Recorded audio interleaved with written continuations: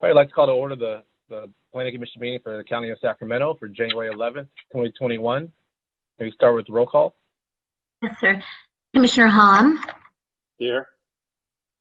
Commissioner Martinson.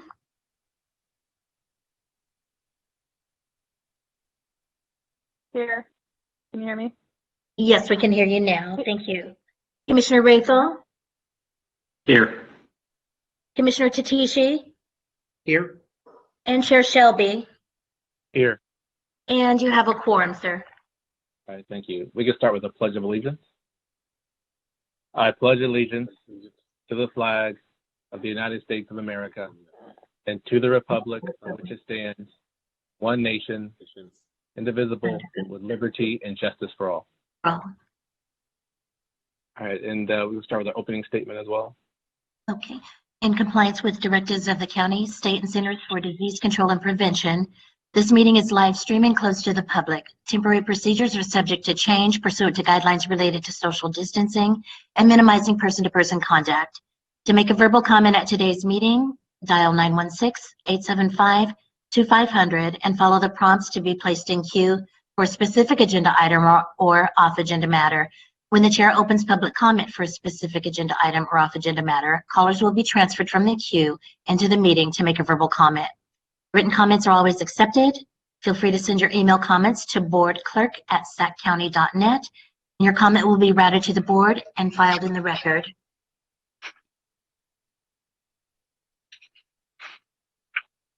All right. I was going to say, before we call up the first item of the agenda, just a notice for the rest of the other commissioners. I'd worked with Chris, and what we decided is, if you look at the agenda, we try to break out what we think are the contested and non-contested items.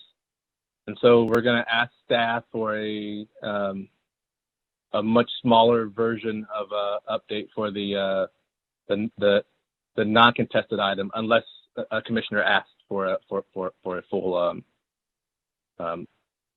presentation from staff on those. So that's the first three items for tonight. So with that being said, we can start with the first item on the agenda.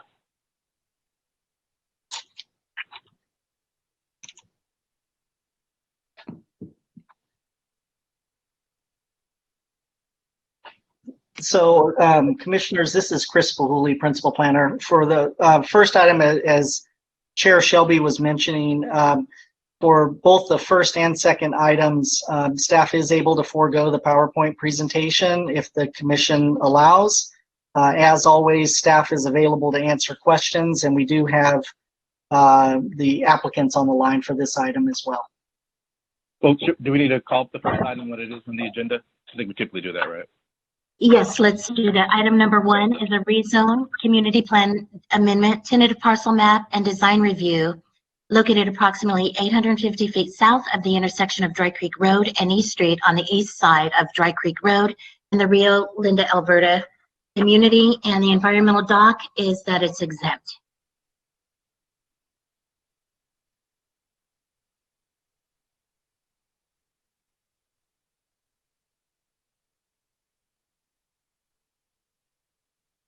So I'm sorry, commissioners, this is Chris Bahuli again. Again, we're willing to forego the presentation and just go straight into questions if the commissioners have any. Yeah, I think that's fine. I'll ask if the commissioners have any questions for county staff. None for Alan.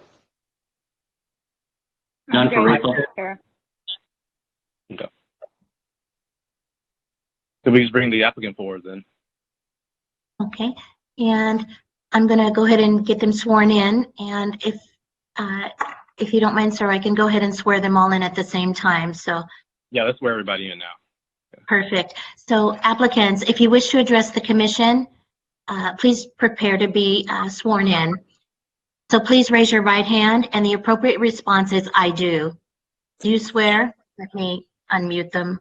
The mics, there we go. Do you swear that the testimony you're about to give this commission is the truth, so help you God? If you do not swear, do you so affirm? Yes. Yes. I do. I do. Thank you.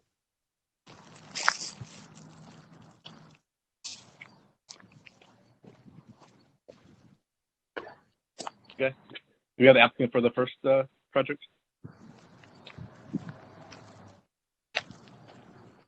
Yeah, this is Mike Robertson, Baker Williams Engineering. Available And as I have one questions. Okay. And I'm Saxon Sigerson, architect for the project. Okay. I only have one question. Are you okay with all the conditions of approval? Yes. And Saxon Sigerson saying yes also. Okay. That's all the questions I have. Any other questions from the other commissioners? I'm good. There is none. We have any public comments on this item? This is Alma from the clerk of the board. No, there are no public comments for this item. Okay. Then we can close the public comment section. We can entertain a motion. This is Commissioner Tatishi. I'll move the staff approval. This is Commissioner Rayfield, second. Commissioner Hahn, Yes. Commissioner Martinson, Yes. Commissioner Raythel, Yes. Commissioner Tatishi, Yes. and Chair Shelby. Yes. And the motion passes for approval.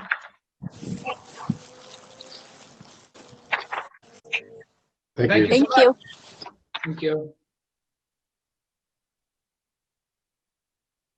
Great. Call the next item on the agenda. Item number 2 is for a rezone, community plan amendment, comprehensive plan amendment, tentative subdivision map, special development permit, and design review.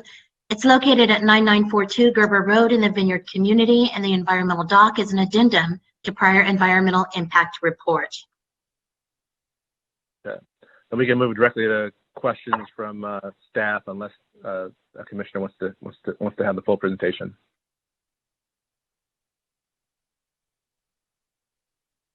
I'm No, not hearing I'm any. good. And any questions for staff? None from Alan. I don't hear any questions for staff. Then could bring the applicant forward. Hello, Bruce Walters, Walters Land Planning, representing the property owner applicant. We've looked at the review. We've reviewed the conditions of approval and are in agreement. Okay, thank you. And do we have any public comment on this item?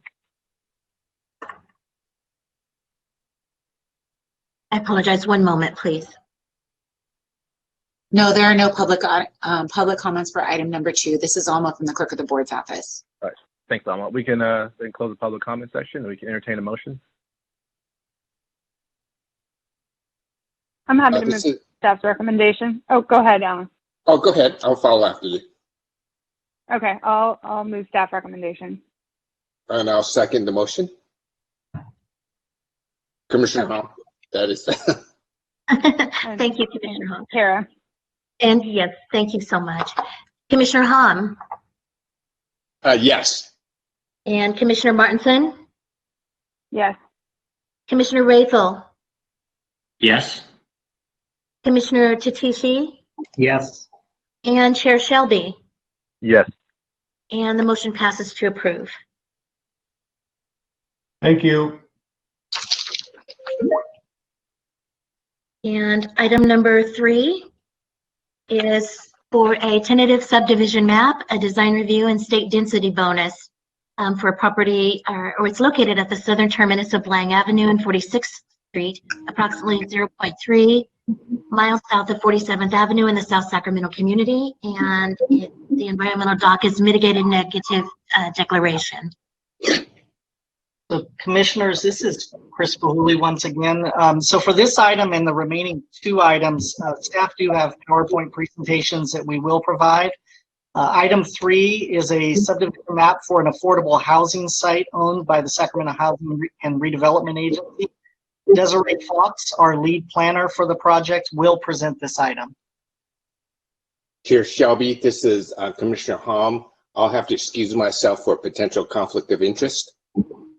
Okay.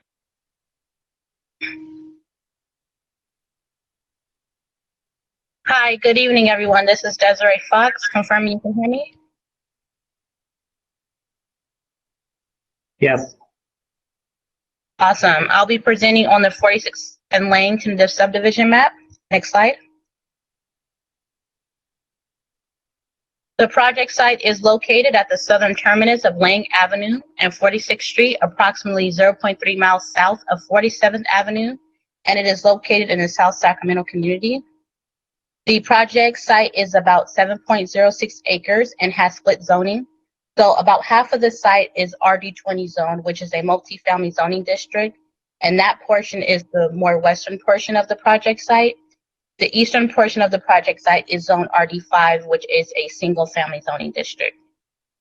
As previously mentioned, the site is owned by Sacramento Housing Redevelopment Agency, and the site is located in the Housing Land Inventory Index of the general plan.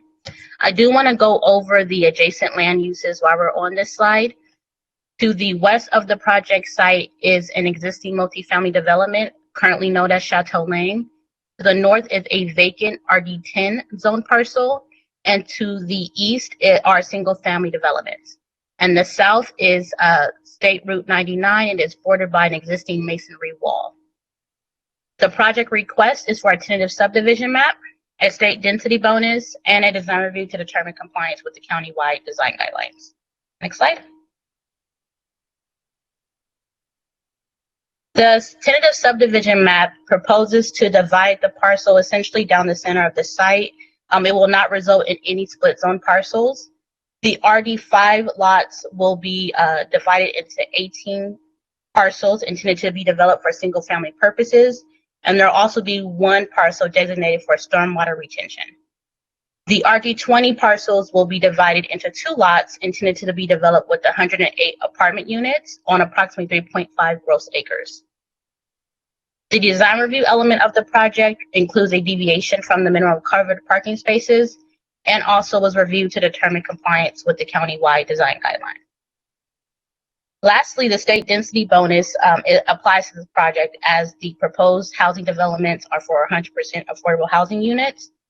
And therefore, the project included a proposal to increase the allowed density by 58%, have a deviation from the minimum setback required from residentially zoned or property used for residential purposes for the trash enclosure, required landscape screening north of the trash enclosures, and deviations from the building setbacks for the front, side, and rear of the multifamily structures. Next slide. On your screen is the tentative subdivision map. As mentioned, the RD20 parcels will be divided into 2 lots intended to be developed with 108 apartment units. And then to the east, will be the single family development, and lot 21, which is more southern, will function as a stormwater retention parcel. With the subdivision map, the project proposes to continue on Ladon Drive, which is a minor road, to provide access to the new housing units. And it will also continue on Maynard Way to the south until it connects to 44th Street. Currently, 44th Street and Maynard Way both end at a dead end once you get to the property lines of the subject site. Next slide.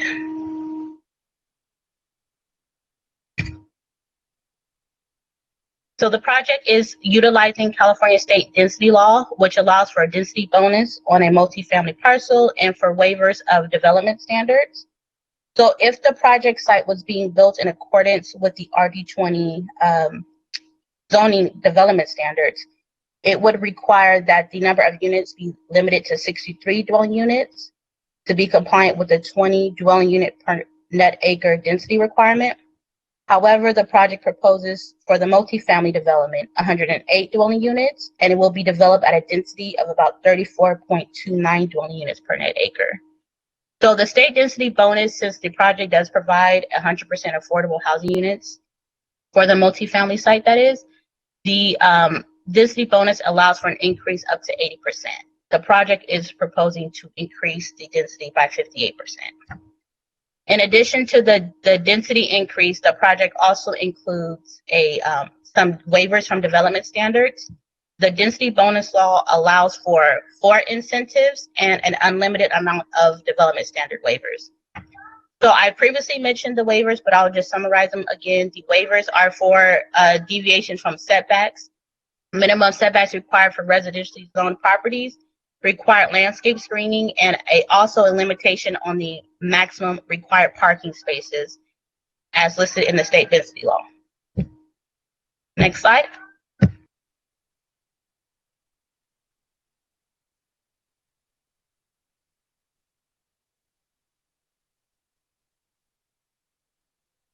Sorry about that. On your screen is the conceptual site plan that shows the intended development that will result from the approval of the tentative subdivision map. The multifamily parcels will accommodate 3-story structures and will have about 4 different auto courts to provide off-street parking. They're proposing 111 parking spaces. If they were to develop in compliance with the zoning code, they would have to have a minimum of 204 parking spaces. And the state density bonus law indicates that the county cannot request that the applicant provide more than 192 parking spaces based off of the number of bedrooms they have. The applicant is proposing to provide 111 and give about 1 parking space per unit, and that's with consideration of the project site location to public transit, the bicycle accommodations that have been provided on the site, and ride-sharing capabilities that will be incorporated to the project as well.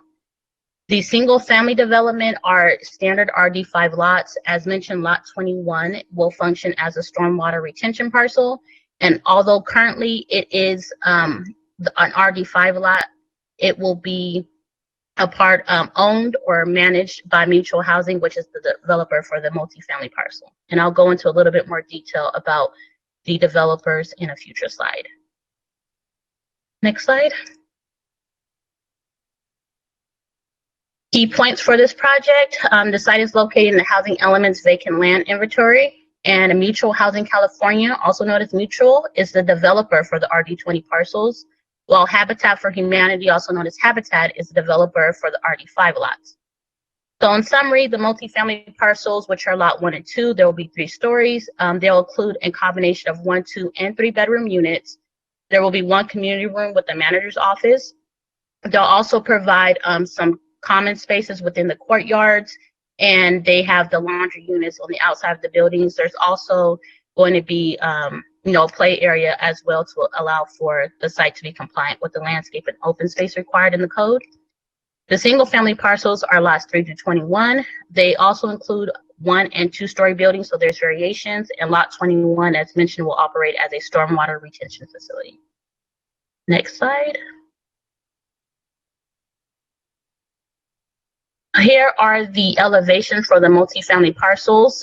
The structure will be 3 stories in height, and it is adjacent to the west and to an existing multifamily development.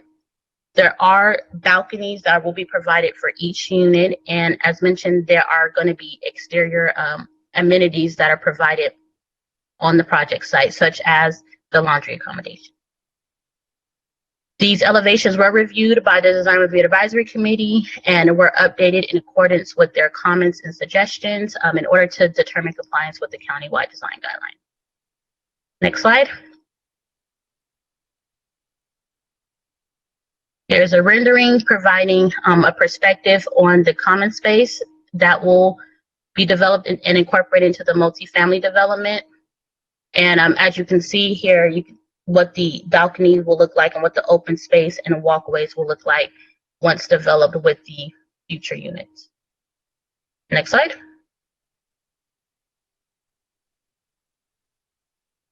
The single family units will have 1 and 2-story dwellings, and they'll have 1-car garages with a driveway complying with the standard parking required for single family units. They are going to have lots very typical of RD5 lots, and they were also reviewed by the DRAC and determined to be found compliant with the countywide design guidelines. Next slide. The project was reviewed at the South Sacramento CPAC on June 18th. There was a good amount of discussion about the the subdivision map and the intention for the affordable housing units and the single family developments and the formation and the configuration of the future parcels. After the discussion, the CPAC recommended the approval of the project, 4 yes and 0 no. The DREC also reviewed the project on June 25th, and as mentioned, there was comments about the elevations that were now incorporated into the project site, the color scheme, and a few other comments about the trash enclosures. The applicant responded to those comments and provided revised exhibits to the satisfaction design review administrator.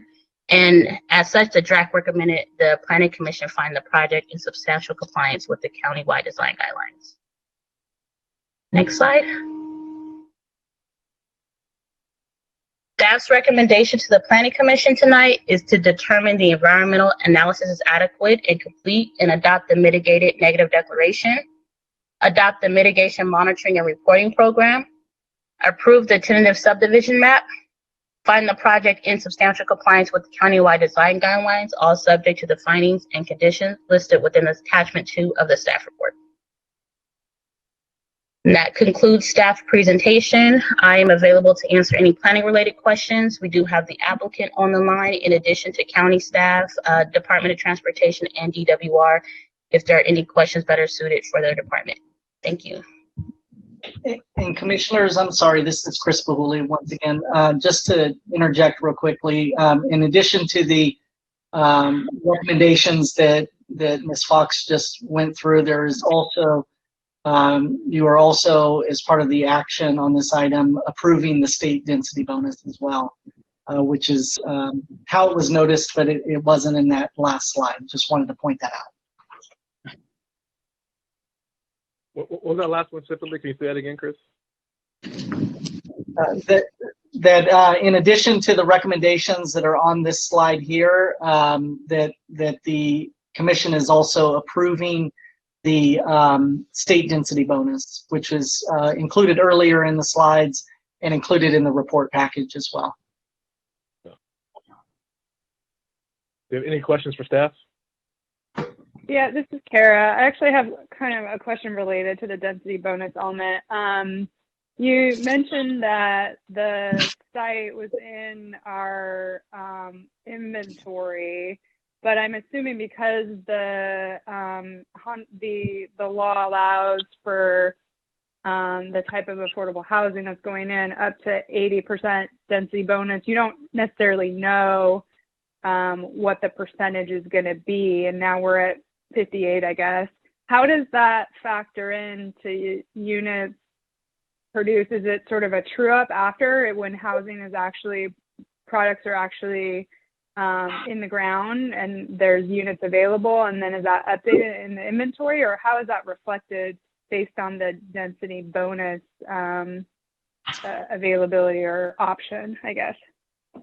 Yeah, Commissioner Martinson, this is Chris Bahuli. There is a true up at building permit. So we actually do track and we prepare a report to the State Department of Housing and Community Development annually. And that report trues up the actual production. And so once the site is developed, once building permits are pulled, I should say, then we will report the units to HCD. So it's tracked as what the current zoning is, and then it's reported, and the true up is based on what the percentage. So we're getting, because they're utilizing that tool, we're getting a few additional units, which is helping out with our inventory. Okay, absolutely. Awesome. Yep. Thank you. Any other questions for staff?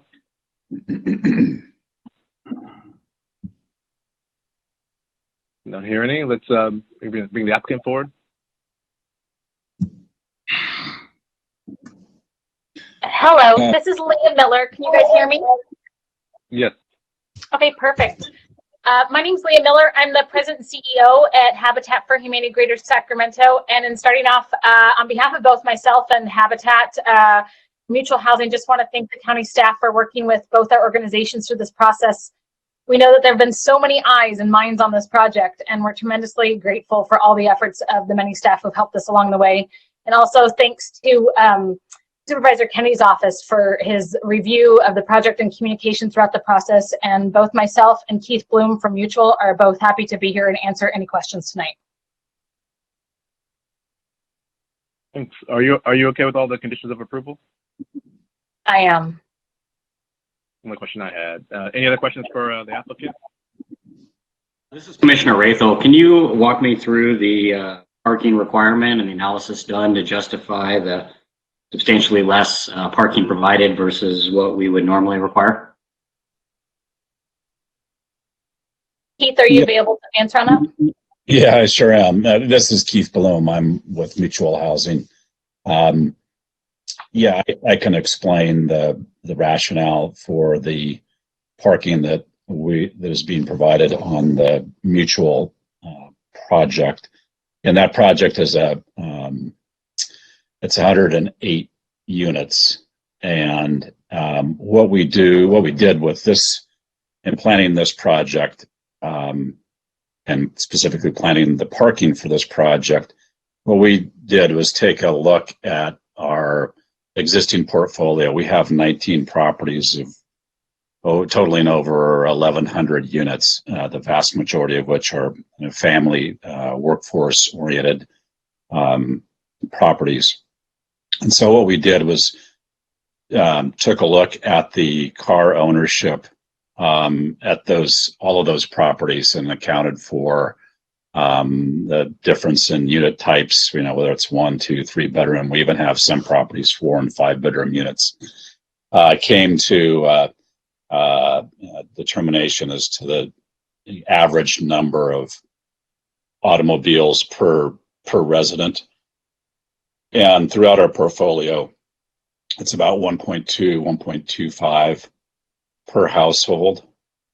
So we took that and kind of multiplied that by the number of family units that we have, which is actually of the 108, 92 units. So we get to right around 111 or so unit parking spaces. We also have 16 units reserved for formerly homeless households, and we have some of our properties within our portfolio, our existing portfolio. We serve the homeless population, and understandably, the vast majority of those residents don't have automobiles. So again, based on that calculation of what that we anticipate the actual car ownership will be on this property, we came up with approximately 111 cars that will be required and or parked, and as such, that's why we're providing on site the 111 spaces.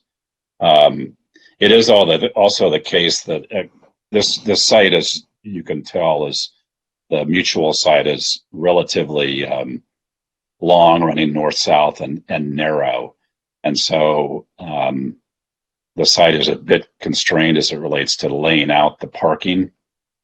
So again, as Desiree mentioned, we have 4 sort of auto court areas running from north to the south end of the site. And then obviously the homes between those auto courts.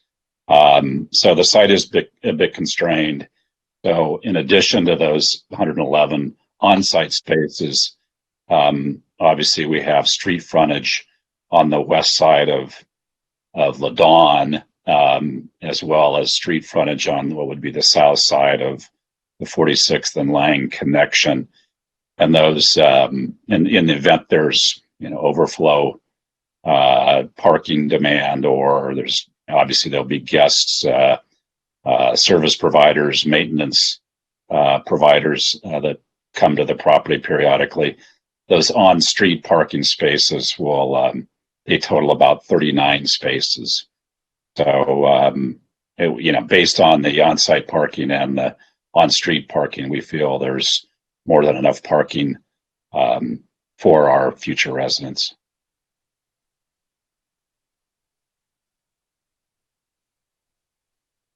So just to clarify, there's 111 provided, and then there's 39 on street, also within the bounds of the development. Yeah, the 111 are on site, and then the 39 will be, at the sidewalk adjacent to the property. They'll be in the public street, but immediately adjacent to our homes. Okay, thank you for that clarification. You bet. Any other questions for the applicant? Nope, I'm good. Do we have any public comments on this section? No, sir, there are no public comments on this section. All right, we can close public comment section. We can entertain a motion. With Kara, I'm happy to move staff recommendations. I will second that. This is Commissioner Shelby. And Commissioner Hom? He's To abstain? Oh, that's right. I apologize. He's recused. Commissioner Martinson? Yes. Commissioner Rathel? Yes. Commissioner Tatishi? Yes. And Commissioner Chair Shelby? Yes. And the motion passes.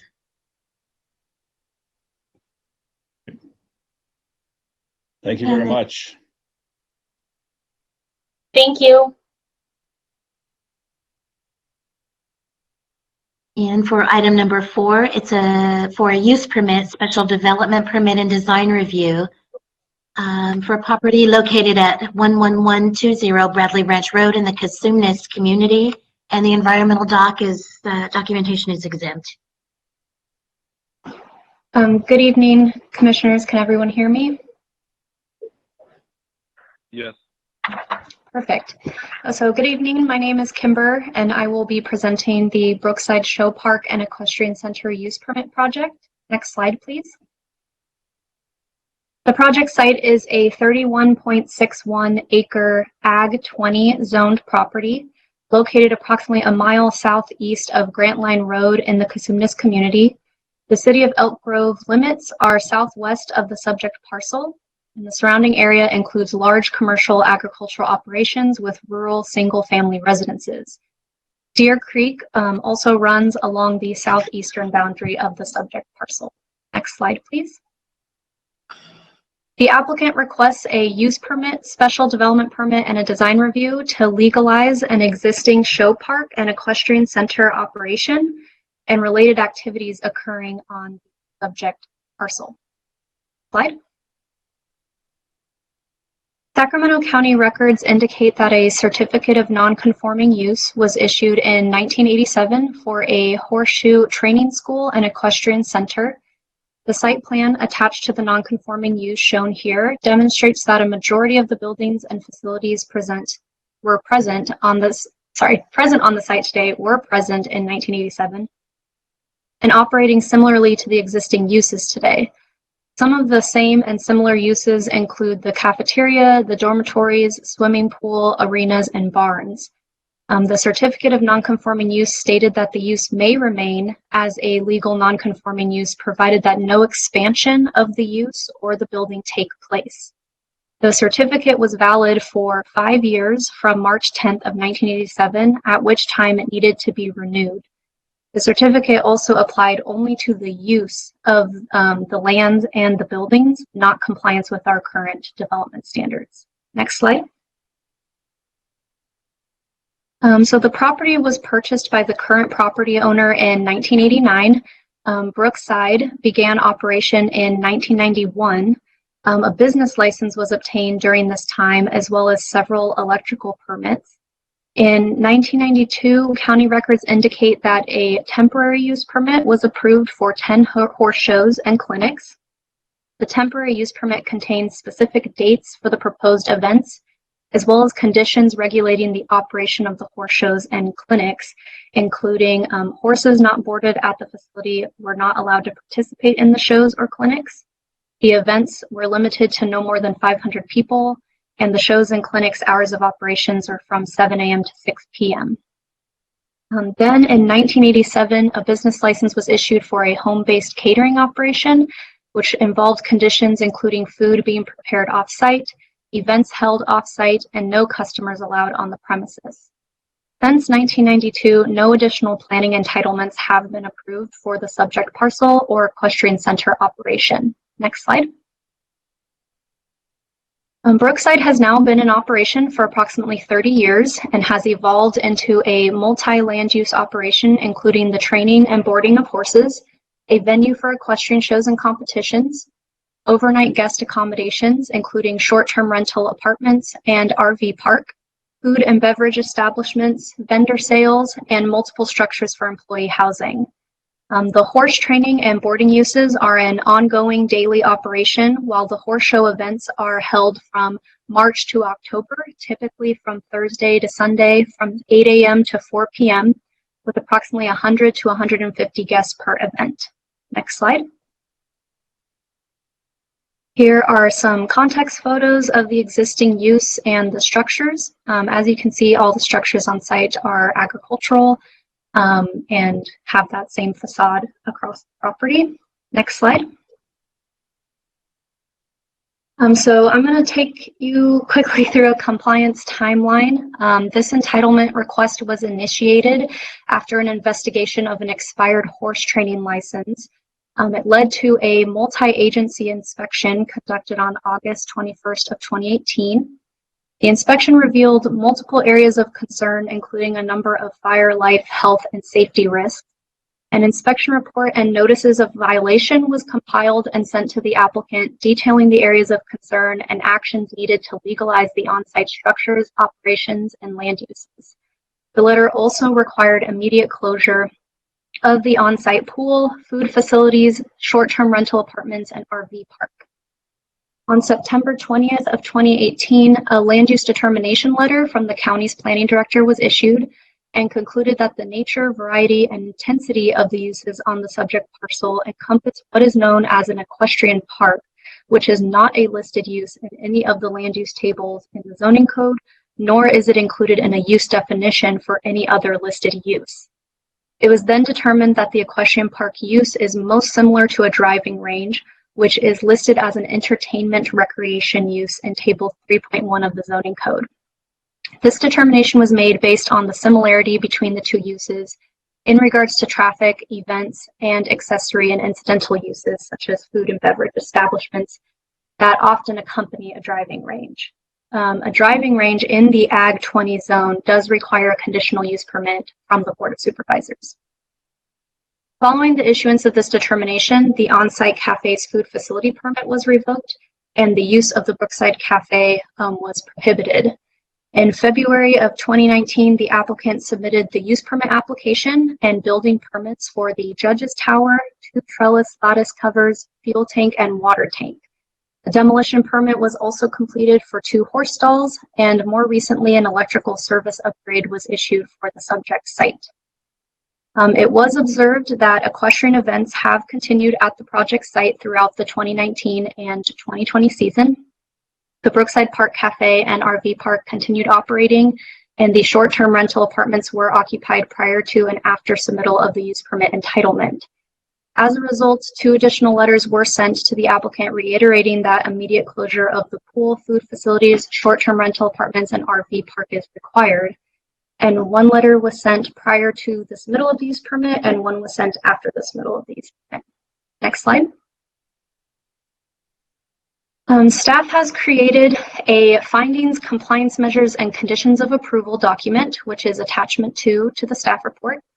The proposed compliance measures and conditions of approval document is unique from the typical conditions that you all see because very specific language has been included to provide a roadmap to compliance through various measures to correct the violations on the subject parcel and conditions of approval to condition the ongoing operation of the show park and equestrian center. As you probably noticed, there are no specific timeframes for the compliance measures. This was done in order to provide fiscal flexibility for the applicant. Next slide.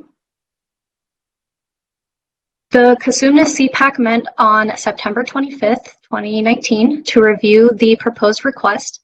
There were 15 members of the public present and several spoke in support of the request and provided positive feedback on the existing operations. The Cosumnes CPAC voted to recommend approval of the project and stated that the existing use should not have to go through design review as it is an agricultural property in use, and that all fees should be waived by the county. This project was referred to the design review administrator and landscape architect for review and comment. Staff determined this project did not require review by the design review advisory committee because no new buildings were proposed and because of the agricultural nature of the existing development. On November 20th of 2019, the design review administrator provided a letter stating he found the design satisfactory and therefore recommends the board find it in substantial compliance with countywide design guidelines. Next slide. Staff is recommending that the Planning Commission recommend approval of the proposed request to the board. This use permit, special development permit, and design review will legalize uses that have been operating without the benefit of land use entitlements. This project is consistent with the general plan and zoning code with the approval of the special development permit and recommended compliance measures and conditions of approval.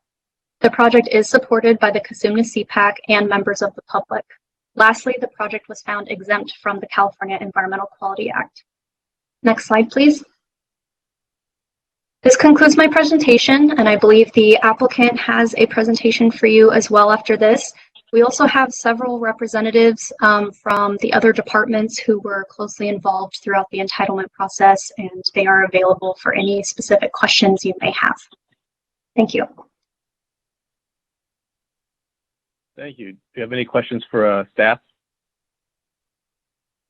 This is Commissioner Hom. I just want to go on record. I did speak with the applicant's legal team this afternoon. And I do have a couple of questions for staff, if I can chime in.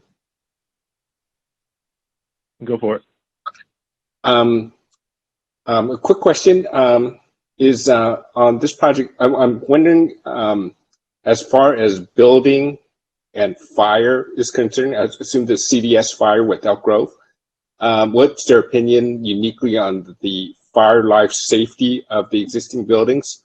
Because there's, in the report it says there's some violations, but that's a rather broad statement. So I was wondering, they've been operating for 30 years, and I suspect there may have been some, at least minimal fire inspections during that time. So I'm just wondering, to what hazard level per se is the egress and the fire life safety components of the existing buildings are?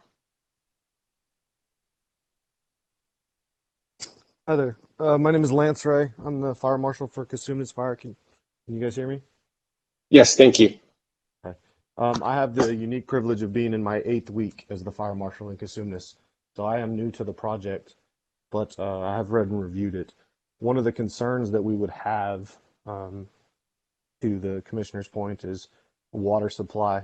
And because the things that we deal with are low frequency, high risk, we're not in a position to make a statement about what we're dealing with out there, as we don't have the ability to review building. We don't have building plans. We don't have fire sprinkler plans, water supply plans. We don't have that information. So you'll see that one of the conditions in the mitigation plan is that those buildings be brought to code, or that they be brought to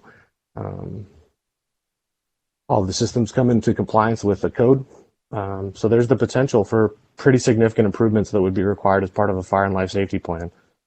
Being in my 8th week, I don't know the buildings individually to speak to them exactly, but the mitigations, you're right, are very broad. And there's the potential, depending on what the use of the building is. An example would be the residential facilities. The short-term apartments will probably, most likely, depending on when they were built, require fire sprinklers.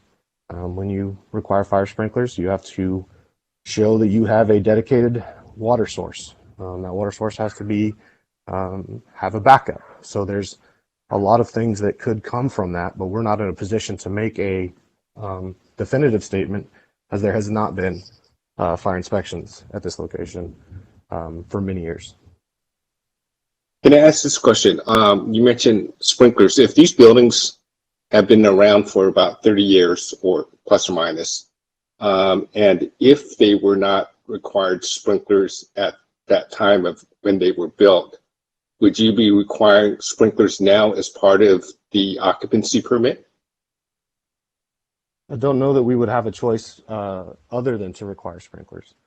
A non-permitted building is not typically granted the ability to go back to when it was built. It would comply with today's code. So looking at the site plan, there are, like I said, the potential that multiple buildings would require fire sprinklers. The development type is going to be rural fire sprinklers, so not your typical connection to city well, city water. But yes, there's that potential. There may be provisions that allow exceptions for these uses, but again, I have very limited information to make a determination on at this point. Okay, thank you. Any other questions for staff? All right, if not, we can bring the applicant forward.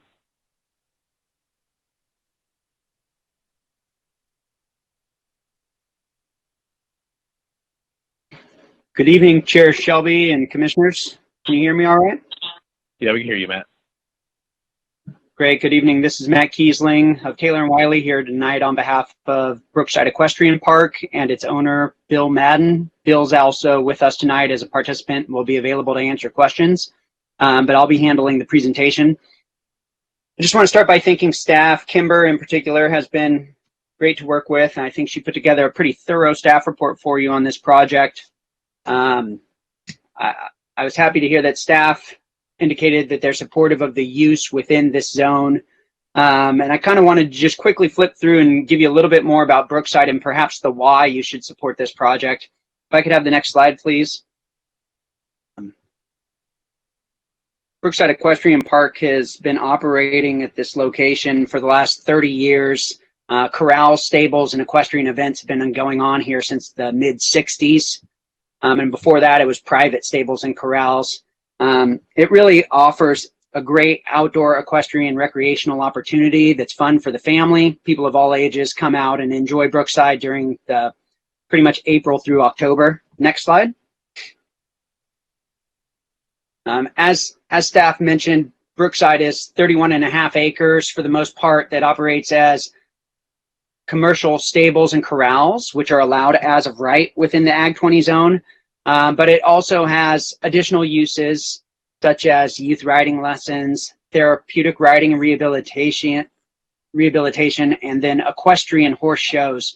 And it's really that last component that brings us before you tonight, because the equestrian event aspect of this site has gradually increased over the last 30 years. And I think it raised to a level where staff felt that that was now a primary function of the site and needed to have some sort of county authorization. The challenge, of course, was what authorization would that be, since equestrian centers are not identified in the zoning code.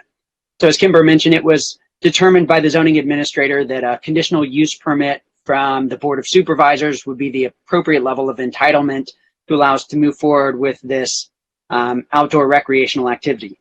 Next slide, please.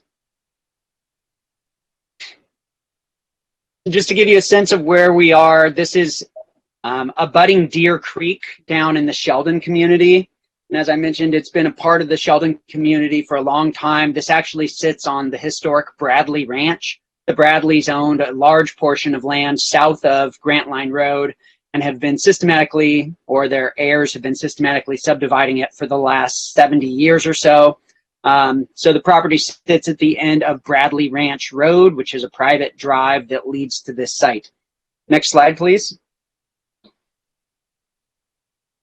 And just again, to stress the background, this aerial image is actually from 1937. You can see that the lower barn and the upper barn are present, as well as the original ranch house. This was the Bradley Ranch and where they kept their livestock and their horses. And since 1937, it has gradually grown and turned into what you see before you tonight. which is, and next slide, please. So as the park evolved, it was broken off, and it was started to run as an equestrian school where they taught equestrian riding lessons, had youth come out and familiarize themselves with horses. Eventually, it became a horseshoeing academy, as well as a equestrian event center. And then when the applicant purchased the property in 1990, he continued the stables and corrals and grew the equestrian event component of it. Next slide, please. And here's an aerial image. Just again, on the far left-hand side, you can see Deer Creek, which is the south end. You can see multiple barns that are roughly, and Commissioner Hom, this probably pertains to some of the questions you were asking of the fire official who's here tonight, but you have structures out here that first started being constructed in the 1930s, the 1940s, 50s. By 1970, the majority of structures that are present on the site today were already in existence. And so part of the discussion, I think, that's a little bit ongoing with the county and perhaps not completely within the purview of this commission, but does to a certain extent pertain to our conditions of approval that are before you here tonight, is to what extent were those structures legal when they were constructed and permitted pursuant to the code that was in place at the time they were constructed, and what aspects of those structures have been added over time and maybe added without permits and therefore need to come in and be permitted and brought to today's standards for the improvements, but not recognizing that the overall structures themselves, for the vast majority of them, have been there at least 50 years, if not longer.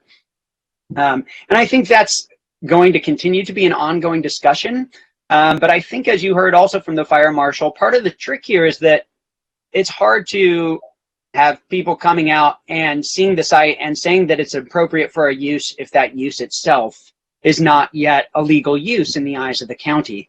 And so step one is kind of, I think, why we're here before you tonight, which is we're seeking to have the county grant us a use permit to say that an equestrian event center and private stables is an appropriate use within the Ag 20 zone at this location, and as designed, this is an appropriate use for the site. And then once we have that determination that the county agrees that this is an appropriate use for the site, can we then begin to systematically walk through each of the structures that are involved in that operation to make sure that they are to a degree that the county believes is legally mandated, legally required, and also ensures the health, safety, welfare of the participants and people who are coming to the site for equestrian events. Next slide, please.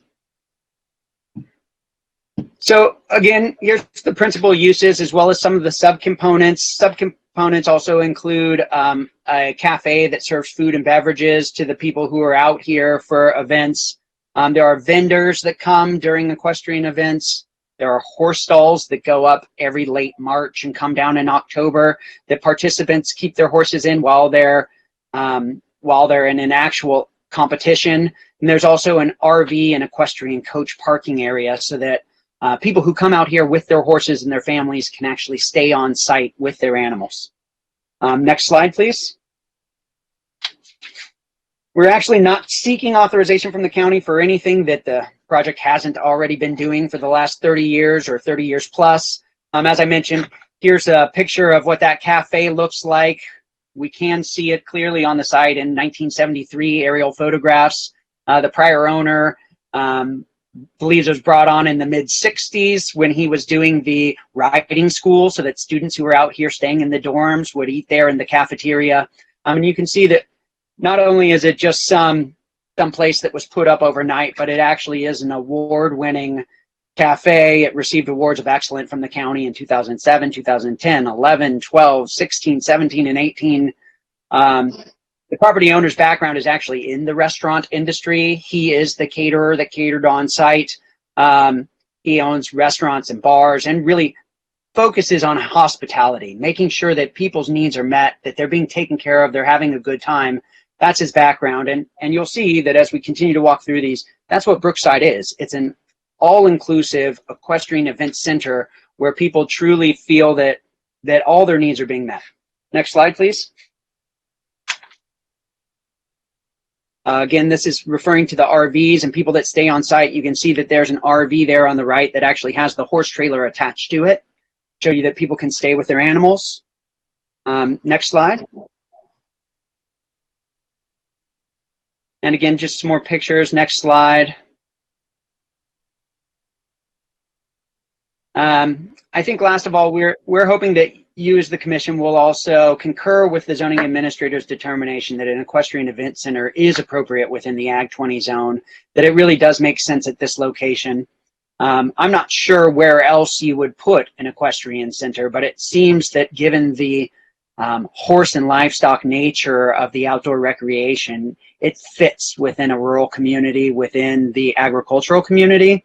And I think the Sheldon community's embrace of Brookside really is a test to that. I don't believe you will hear any objections to this project tonight. We've not received any opposition to the project at all. The CPAC overwhelmingly supported it. We had more people in a CPAC than I've seen in a long time speaking on behalf of the project. And I venture to guess that if we were not in a blue jeans format, you would probably see several people in the chambers this evening. So next slide, please. So I just wanted to end with, again, if you look up Brookside on Google, you will see great reviews, 4.7 stars out of 5, over 100 reviewers. People love this site. They love what it brings to the community. They love to go out there with their families. And we hope that you will support us and help move the project along. And I am available for questions, as is the property owner. I might just quickly, in anticipation of the fact that I've heard the chair's his question for the last 3 projects, and maybe anticipate that one's coming our way as well, which is, are you agreeable with the conditions of approval? And I think I'll maybe just take this one head on before we move into questions for the applicant. We have reviewed the conditions of approval. For the most part, it is the notice of violation and the corrective measures to address the notice of violation that was issued during the county's multi-point inspection of the site. For the large part, we are mostly agreeable with them, though I would say, as was reflected in my comments at the beginning here, I think there still is some discrepancy as to what improvements on site were permitted and therefore should be grandfathered, and what is new and should be inspected and require permits to come up to today's code. And I expect that that likely is going to be an ongoing conversation, but we are open to it and wanting to continue to move forward with the county in good faith to get this facility to a place where all departments can feel that it is not a risk to the health, safety, and welfare of the general community. The last thing we want is for anyone who is a guest at Brookside Equestrian Park to have any sort of safety risk because of the facilities, and we ensure that we'll work with the county to do that.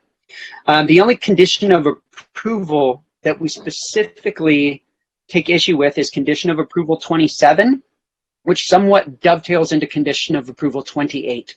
And condition of approval 27 says that apartments that are located on site, in fact, it's 4 apartments that are attached to an indoor arena, as well as the original ranch house, which our slide showed you was on this site in the 1930s. But it asks us to cease occupancy of the residential units until we complete the corrective measures that are identified. We've had a chance to review this and talk about it, and the applicant is not willing to evict his tenants that are currently in those structures. Right now, all of the 5 residential units are occupied by people who work at Brookside. The ranch house in particular is occupied by the ranch manager and his wife, who have lived there since 1991. They raised their children there. That is their home. That is their family home. And we're simply not going to evict them in the middle of a pandemic, in the middle of winter, so that we can permit things that, in our opinion, should be simple fixes. And so that is the one condition of approval that we are not willing to agree to. I do understand that there might be concerns about health, safety, and welfare, and I think that as an alternative to condition of approval 27, the applicant would be willing to immediately, and we would agree to within 60 days of the issuance of the use permit, be into the building department to walk through any legally required permits that are necessary and have those applications in. We would be happy to ensure that any improvements that were done in the modern era that give concern to the county for health and safety, we would permit and bring up to code. But we simply think it is unreasonable to ask us to evict 5 families in order to permit things like new countertops and new cabinets. Other than that, we will agree to the conditions of approval, and we're available for questions. Thank you. Yep. Thanks, Matt. Before I have a question for applicant, maybe staff, can you talk about that last condition and what the county's thinking is on that? Yeah, so this is Chris Pahuli. Once again, I'll just kind of mention the compliance measure 27 that the applicant has noted. We were aware that there was a concern about compliance measure 27. That measure has actually been amended to reflect that the occupancy shall cease. However, there's a provision that says unless otherwise approved by the building official. So I think as mentioned earlier, I think the intent is that there is some flexibility there to work with the applicant team and perhaps come up with an approach that is reasonable to all parties. But so there is some flexibility built into that compliance measure. I just wanted to point that out. And who is the building official? The building official is Nancy Springer, and she is here at this meeting as well. Okay. All right, any questions for the applicant?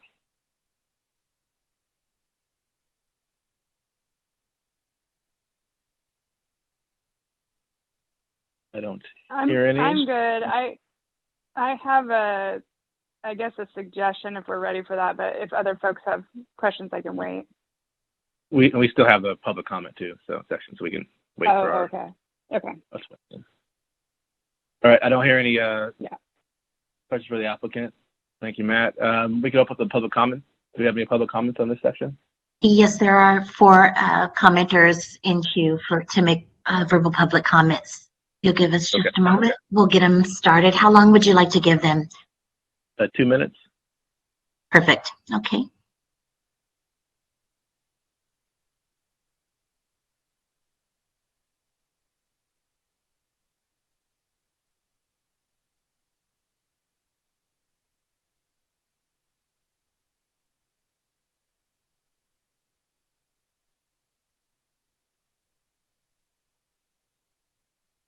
Hello, caller. You're in the meeting, and please go ahead and make your public comment.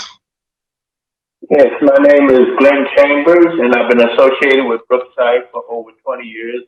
First started there in '98.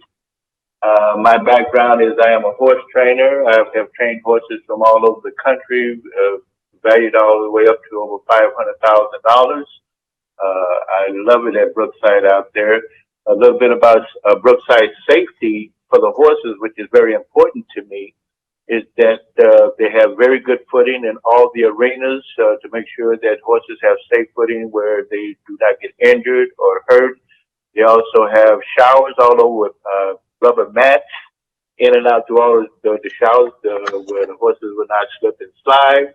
The other thing I like about Brookside, they have feed right there on the grounds where you don't have to go running all over the place to find feed for your horses. They have fly repellent installed in the stalls to keep flies down to a bare minimum.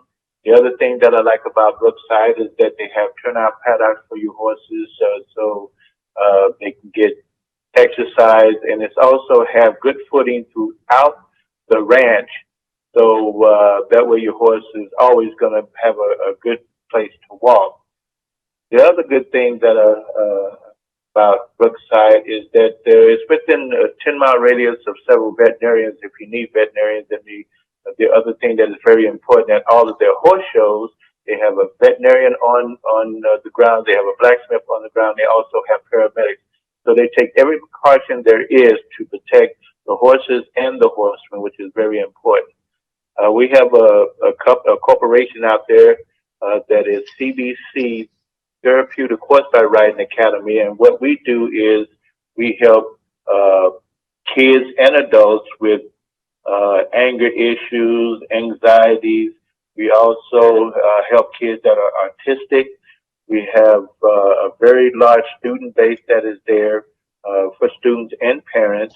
And the good thing about that, we have had Mayor Steinberg out there. Chief Hahn has came out and visited our facility. Sir, can you please make your closing comments? I'm sorry? Can you please make your closing comment?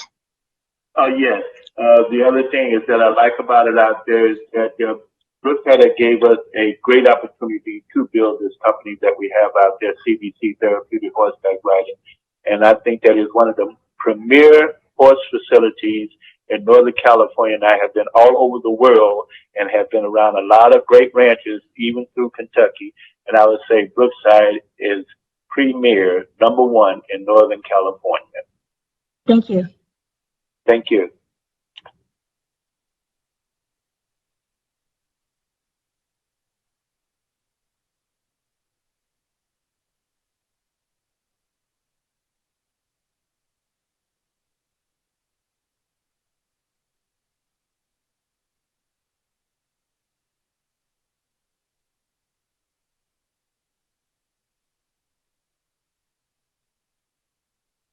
Can you please send the next caller?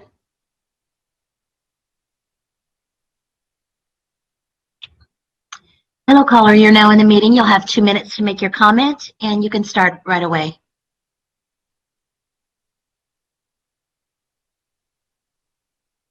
Comment regarding Brookside Show Park. I have been attending shows and putting shows on at Brookside for probably over 20 years. And during that time, I've really seen a lot of growth and improvement in the facility.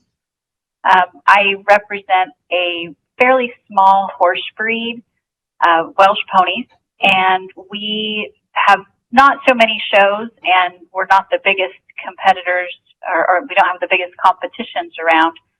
But having a centralized location is extremely important to us. We have exhibitors that come from Southern California, Oregon, Washington, sometimes as far as Colorado, Idaho, and everyone really enjoys the facilities and the amenities they have to offer at Brookside. It is a very comfortable facility. It is really important for us that we're able to stay on site with our horses. It is safe. We're a very family-oriented organization. There's lots and lots of children there, and it is an environment where families feel very comfortable coming in and bringing their families. Like I said, it is important to us to have a good location, and we, even though we're a small organization, we do bring commerce into the Elk Grove area, and we feel like Brookside is a real benefit to both us and to the local economy.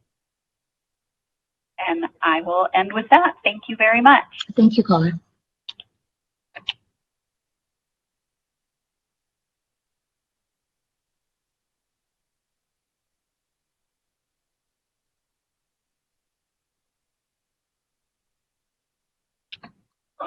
Hello, caller. You're now in the meeting. You'll have 2 minutes to make your comment, and please get started right away. Thanks. Hello, my name is Steve Gomez. I lived on Bradley for 20 years. Probably the longest neighbor here on the road, other than Takamori's and Bill Madden. Looks like Bill Madden was one of the first neighbors I had the privilege to meet, and we have had an excellent, great relationship as friends, neighbors, and a professional relationship also. I was a resident SMUD electrical troubleshooter for Portland, Walnut Grove, Harold, Wilton, Rancho Marietta, Sheldon for about 20 years. On the professional level, the SMUD, Bill was always understanding, compliant, He always had a million questions for me. He wanted to know understand what happened and why it happened. Answer that for him.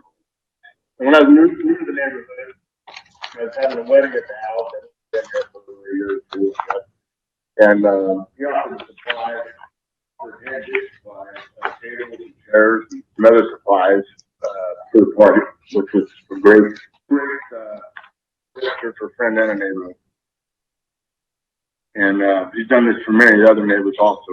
He's lent his hand out and offered to do whatever he can, including tractors or manpower or whatever.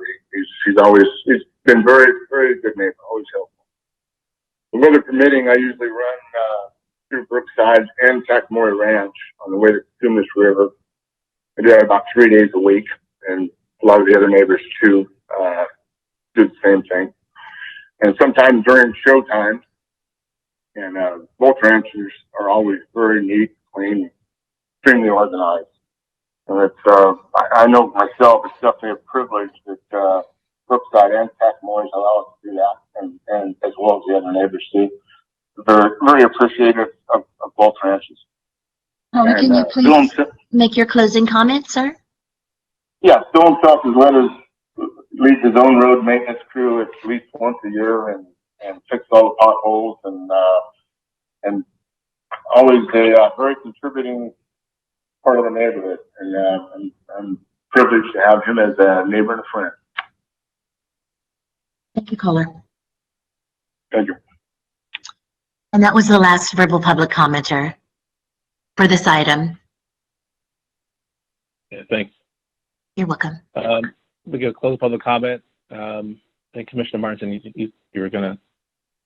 you had some comments you wanted to. Sure. add? Yeah. Thanks. I was just gonna propose the suggestion. I agree with the applicant that now is not the time to evict anybody. They're clearly willing to work with staff, and the condition was actually amended to sort of suggest that, but just wanted to float the idea of suggesting striking the reference to occupancy and direct the applicant within the time period he suggested, I believe it was 60 days, to work with the building department to develop an upgrade schedule, or however we can phrase that, compliance schedule. This is Commissioner Hom. I would like to, support Commissioner Martinson's comment. And again, I'll restate that I did speak with the applicant's legal team this afternoon. Granted, I realize this commission is purview is land use, and fire life safety is primary purview. CSD fire marshal, thank you, and building official Springer. So I don't want to take anything away from them, but my position is in this time, I think it's not prudent to evict anybody. However,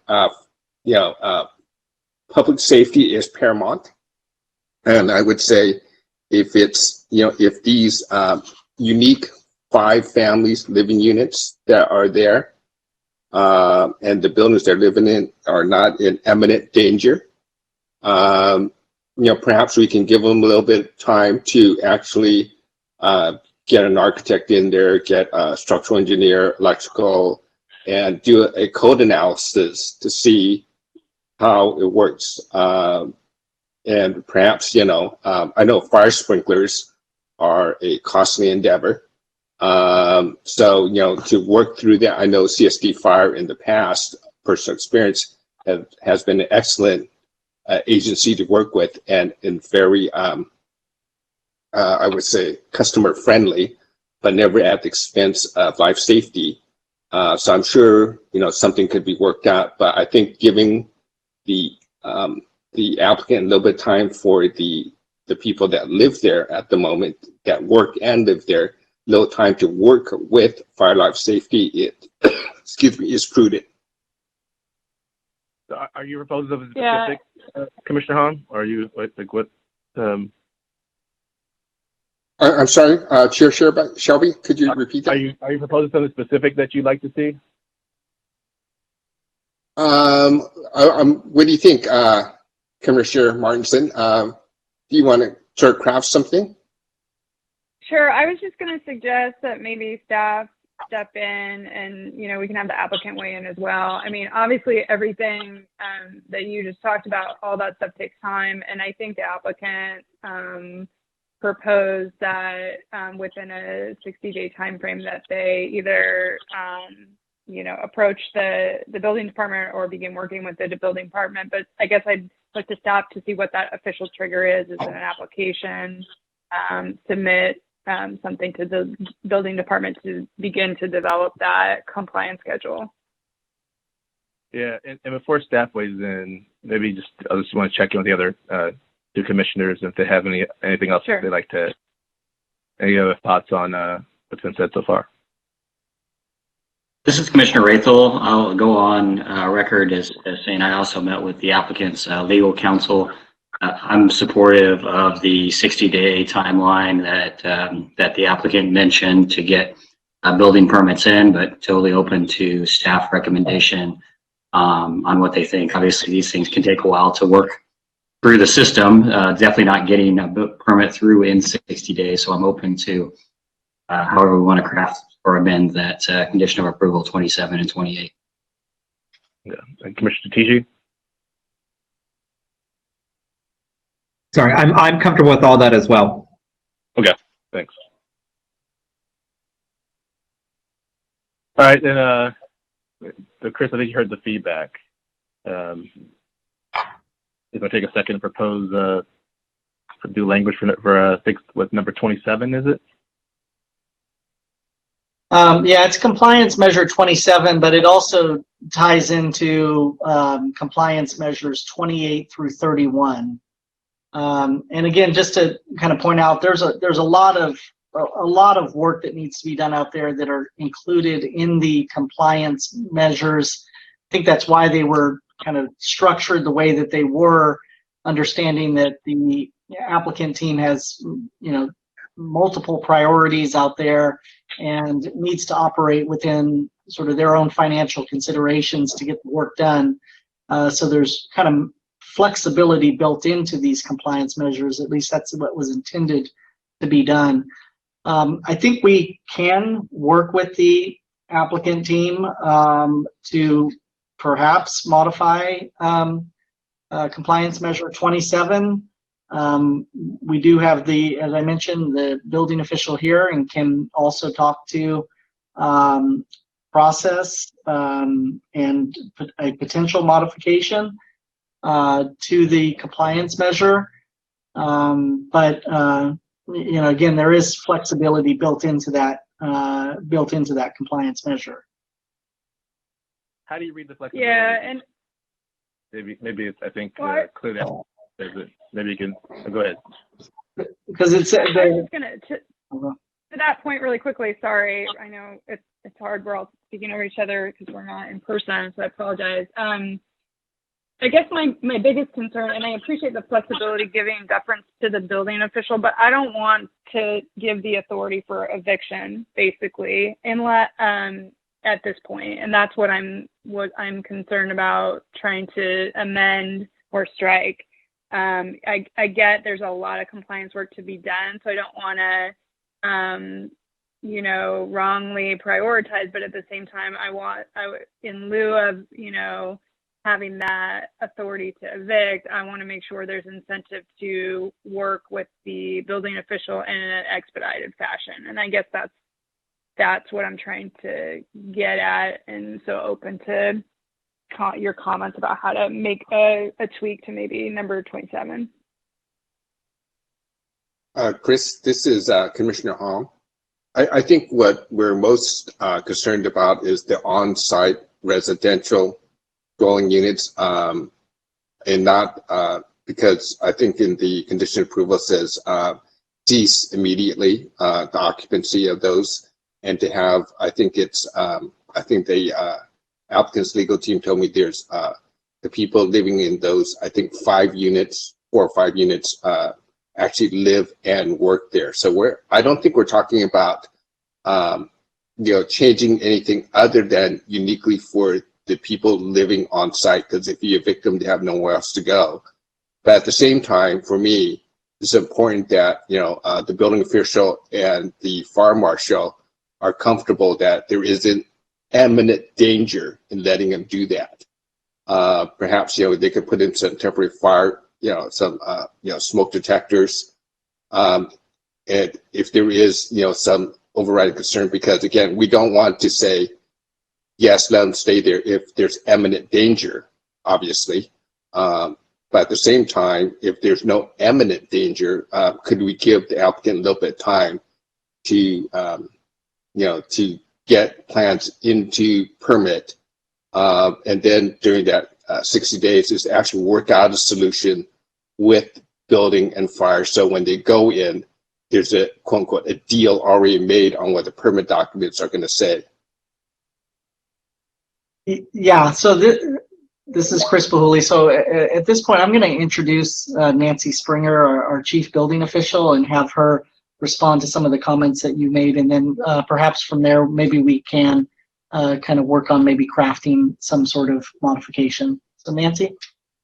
So good evening, everyone. Nancy Springer here, Chief Building Official. Just a little bit of a clarification. So numbered item 27 speaks to the occupancy of the apartment units. And when this was drafted up and when my staff inspected this back in 2018, that was a short-term rentals. So they're being used differently now. So I do agree that this is an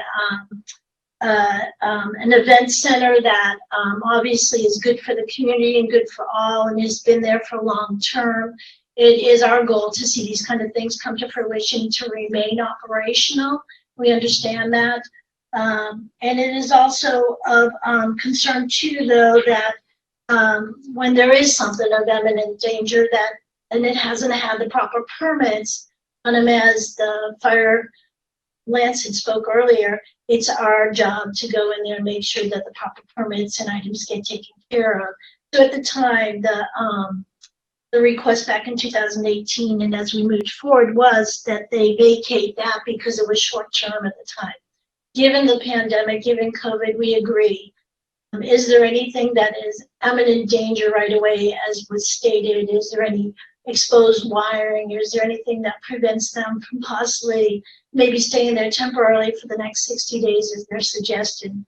I would say, and I think the commissioner on there mentioned, smoke detectors would definitely need to be able to, we'd want to see those put in place, some carbon monoxide detectors, and I just probably do a quick review of the structure. We haven't been out there since 2018, so we don't know what it looks like at the time.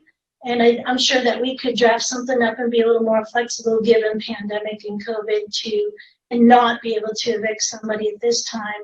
If we do see some good faith and some action taken in these next 60 days with BPI, like I said, because this was way back in 2018, and we'd just like to see some action on that. Could I follow that up? This is Chief Ray from Cosumnes Fire. My recommendation, if I was given the option, would be to refer to section 15 of the building code, which is dangerous building, code for abatement of dangerous buildings. If you have an issue with the building official with carte blanche, because I've not had the pleasure of meeting Nancy, but both of us would be required to, using your term, evict property owners if the building met the threshold for a dangerous building. That's not something that the commission could dictate, or the property owner, or really even the fire marshal or the building official. It's our job. So in my previous jurisdiction, we would use the dangerous building provision, which is basically what Nancy outlined. It's those significant, and the commissioner, the significant dangerous issues that require us to act now. I think that's gives you kind of some ground rules. And then also from our point of view in the fire department, and me being here less than, or just approximately 2 months, I would also have concerns that this inspection happened in September of 2019, and we're just now getting to Planning Commission in 2021. So provided that it's going to be, as the applicant committed, we're going to move forward, then I'm also comfortable with giving some leeway to move forward, or for the applicant to move forward. This is Commissioner Rathel, if I could chime in and agree with the chief. I think really this is outside of the purview of the Planning Commission, and I would just be comfortable reading over it. Really, condition of approval 28 to 31 are the corrective actions. So I'd be comfortable just striking condition number 27 completely, which deals with occupancy.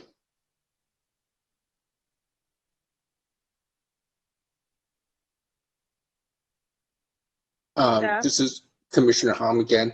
I hear our Chief Ray, I believe, right? And building official Springer. Obviously, we don't want to do carte blanche because let's say there's been some time involved since before the applicants got before us, but because on some of the conditions, there's a date certain. Like fire roads, 90 days, and earlier on some of the commissions. But strike it. 27, I think, works. But if you want some assurances from the building official and from fire, I think in my opinion, 60 days to get in for set of plans in. But with that doesn't mean nothing happens until 60 days. My thought is the applicant would be meeting with you, site tour with you, come to a verbal agreement on what will be done for permanent occupancy is where my thought is going. Yeah, this is Chief Ray again. That's exactly what our plan of action in the fire department will be, and I assume probably the building official as well. I think what I heard is that we have provisions to work through occupancy if the building is deemed a dangerous building already, right. And that we don't really need to have them in our conditions of approval because there's already provisions to go and manage that if it's deemed a dangerous building. Is that an accurate takeaway? My understanding is that the condition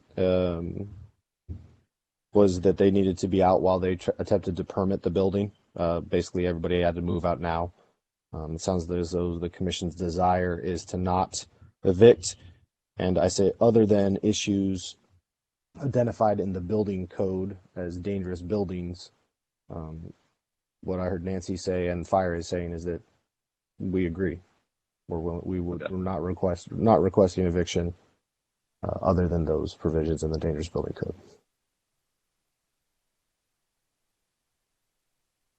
Okay, so Chris, after hearing that, how will we go and redo the conditions? So we're kind of huddling here while we're talking. I think that we could be comfortable with that, provided that an inspection is completed. And then some action. And then action within 60 days.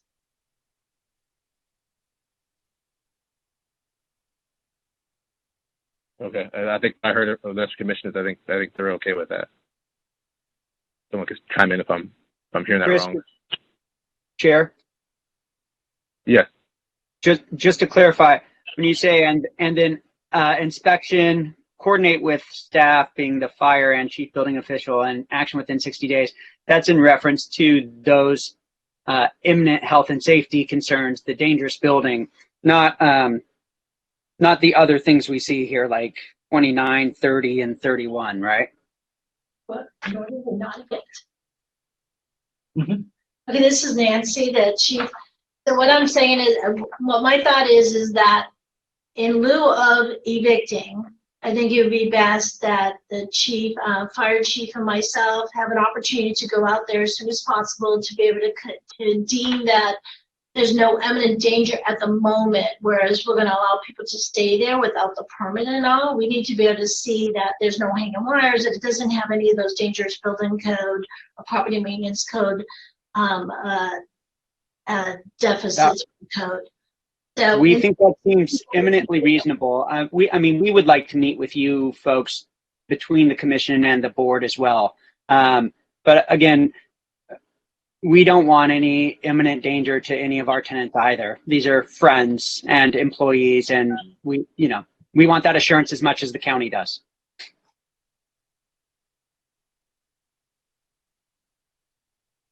Okay. All right, so can you read off then what the new what the new number 27 would be?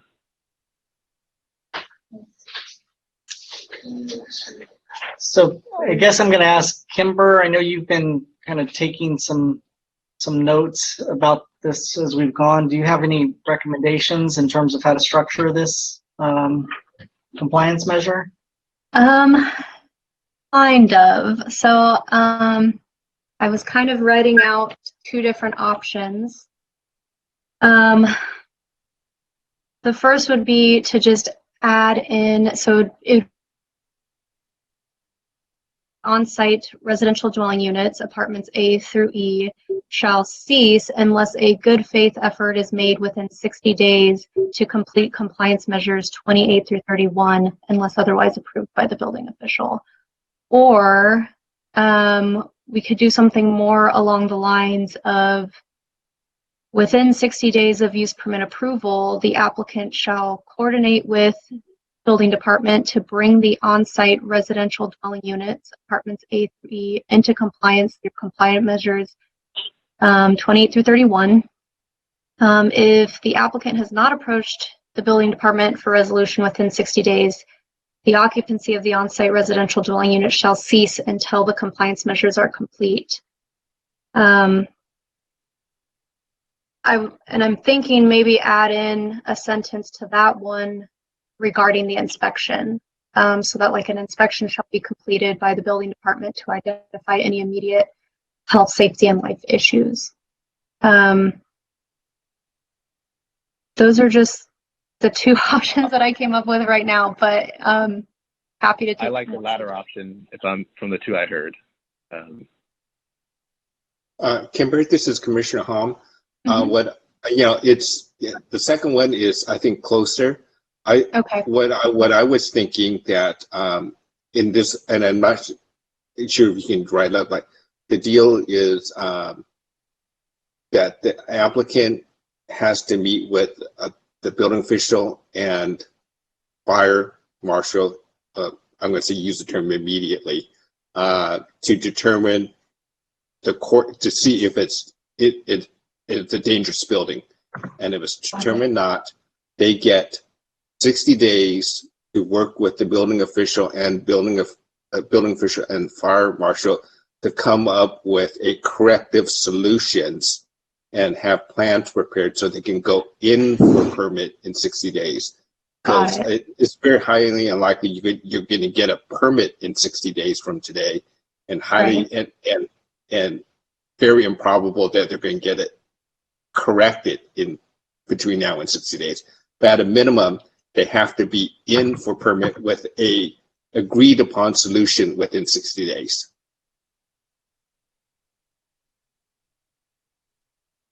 Got it. I'm editing it right now, so. And I'm going to ask our building official and our fire marshal, is that okay with you guys? This is Nancy. Yeah, that sounds about right. I mean, we get the inspection, we get the 60 days where we can sit down and work out some kind of a timeline to meet these compliance measures. So, and it should include both parties, fire and building. So appreciate that. Yeah, I concur. I heard what the applicant said, that they want to meet with us. I don't know if there needs to be a determination that from Planning Commission approval versus Board of Director approval, so that it's not 120 days from today. But otherwise, I'm on board.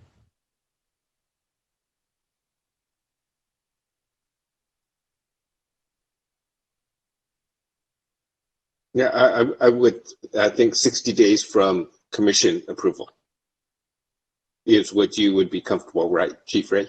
Yes, that's what I'm looking for. Basically, it's just Well, the- we need to get out there and work together to make sure it's safe, and then we'll set a plot a course forward.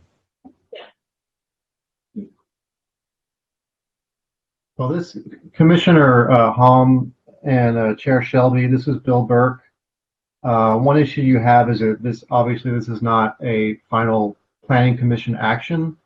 So the ultimate condition language is going to have to refer to the Board of Supervisors approval in terms of timelines.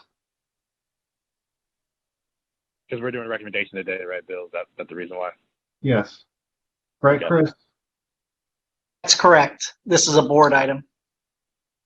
And maybe if the building officials and fire chief, I don't know if they can go out and have a consultation in between the time tonight and between the time this gets to the board, if some progress could be made in terms of an evaluation of the buildings, maybe that would help to move the situation along in terms of how the condition or what it should say. I think that's a good idea, Bill. I think we understand. I think staff understands the direction from the Planning Commission or the recommendation, and perhaps the compliance measure could be modified before the board hearing based on a joint inspection between building and fire. Because what I'm hearing is that the commission, in making a recommendation to the board, is leaning against a condition that prohibits occupancy. But also what the commission wants to see, I think, is at least an initial coordination or consultation between the applicant and the county building official and the fire chief. So if there is, going to be, if you're going to retain condition 27, I think it should reflect those two intents, or even staff could just articulate to the Board of Supervisors that was the commission's recommendation.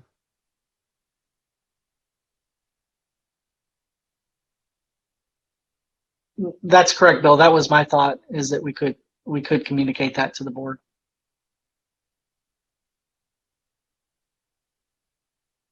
This is Kara. While still amending the condition, I guess because of the fact that this is a recommendation, it sort of messes with the time frame that we were contemplating.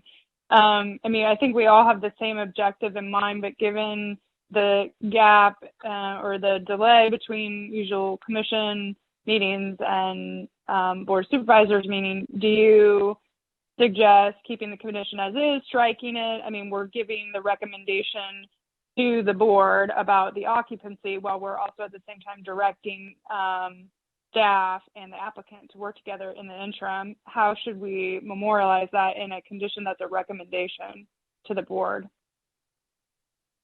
Yeah, I was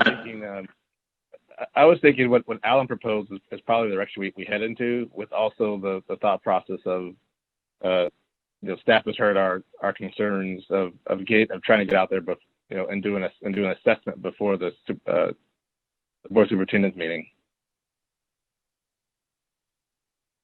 This is Commissioner Rayfield. But then we also direct an ask of it needs to be an assessment before they get to the board. Yeah, I guess I'm just like, how do we put that in a condition?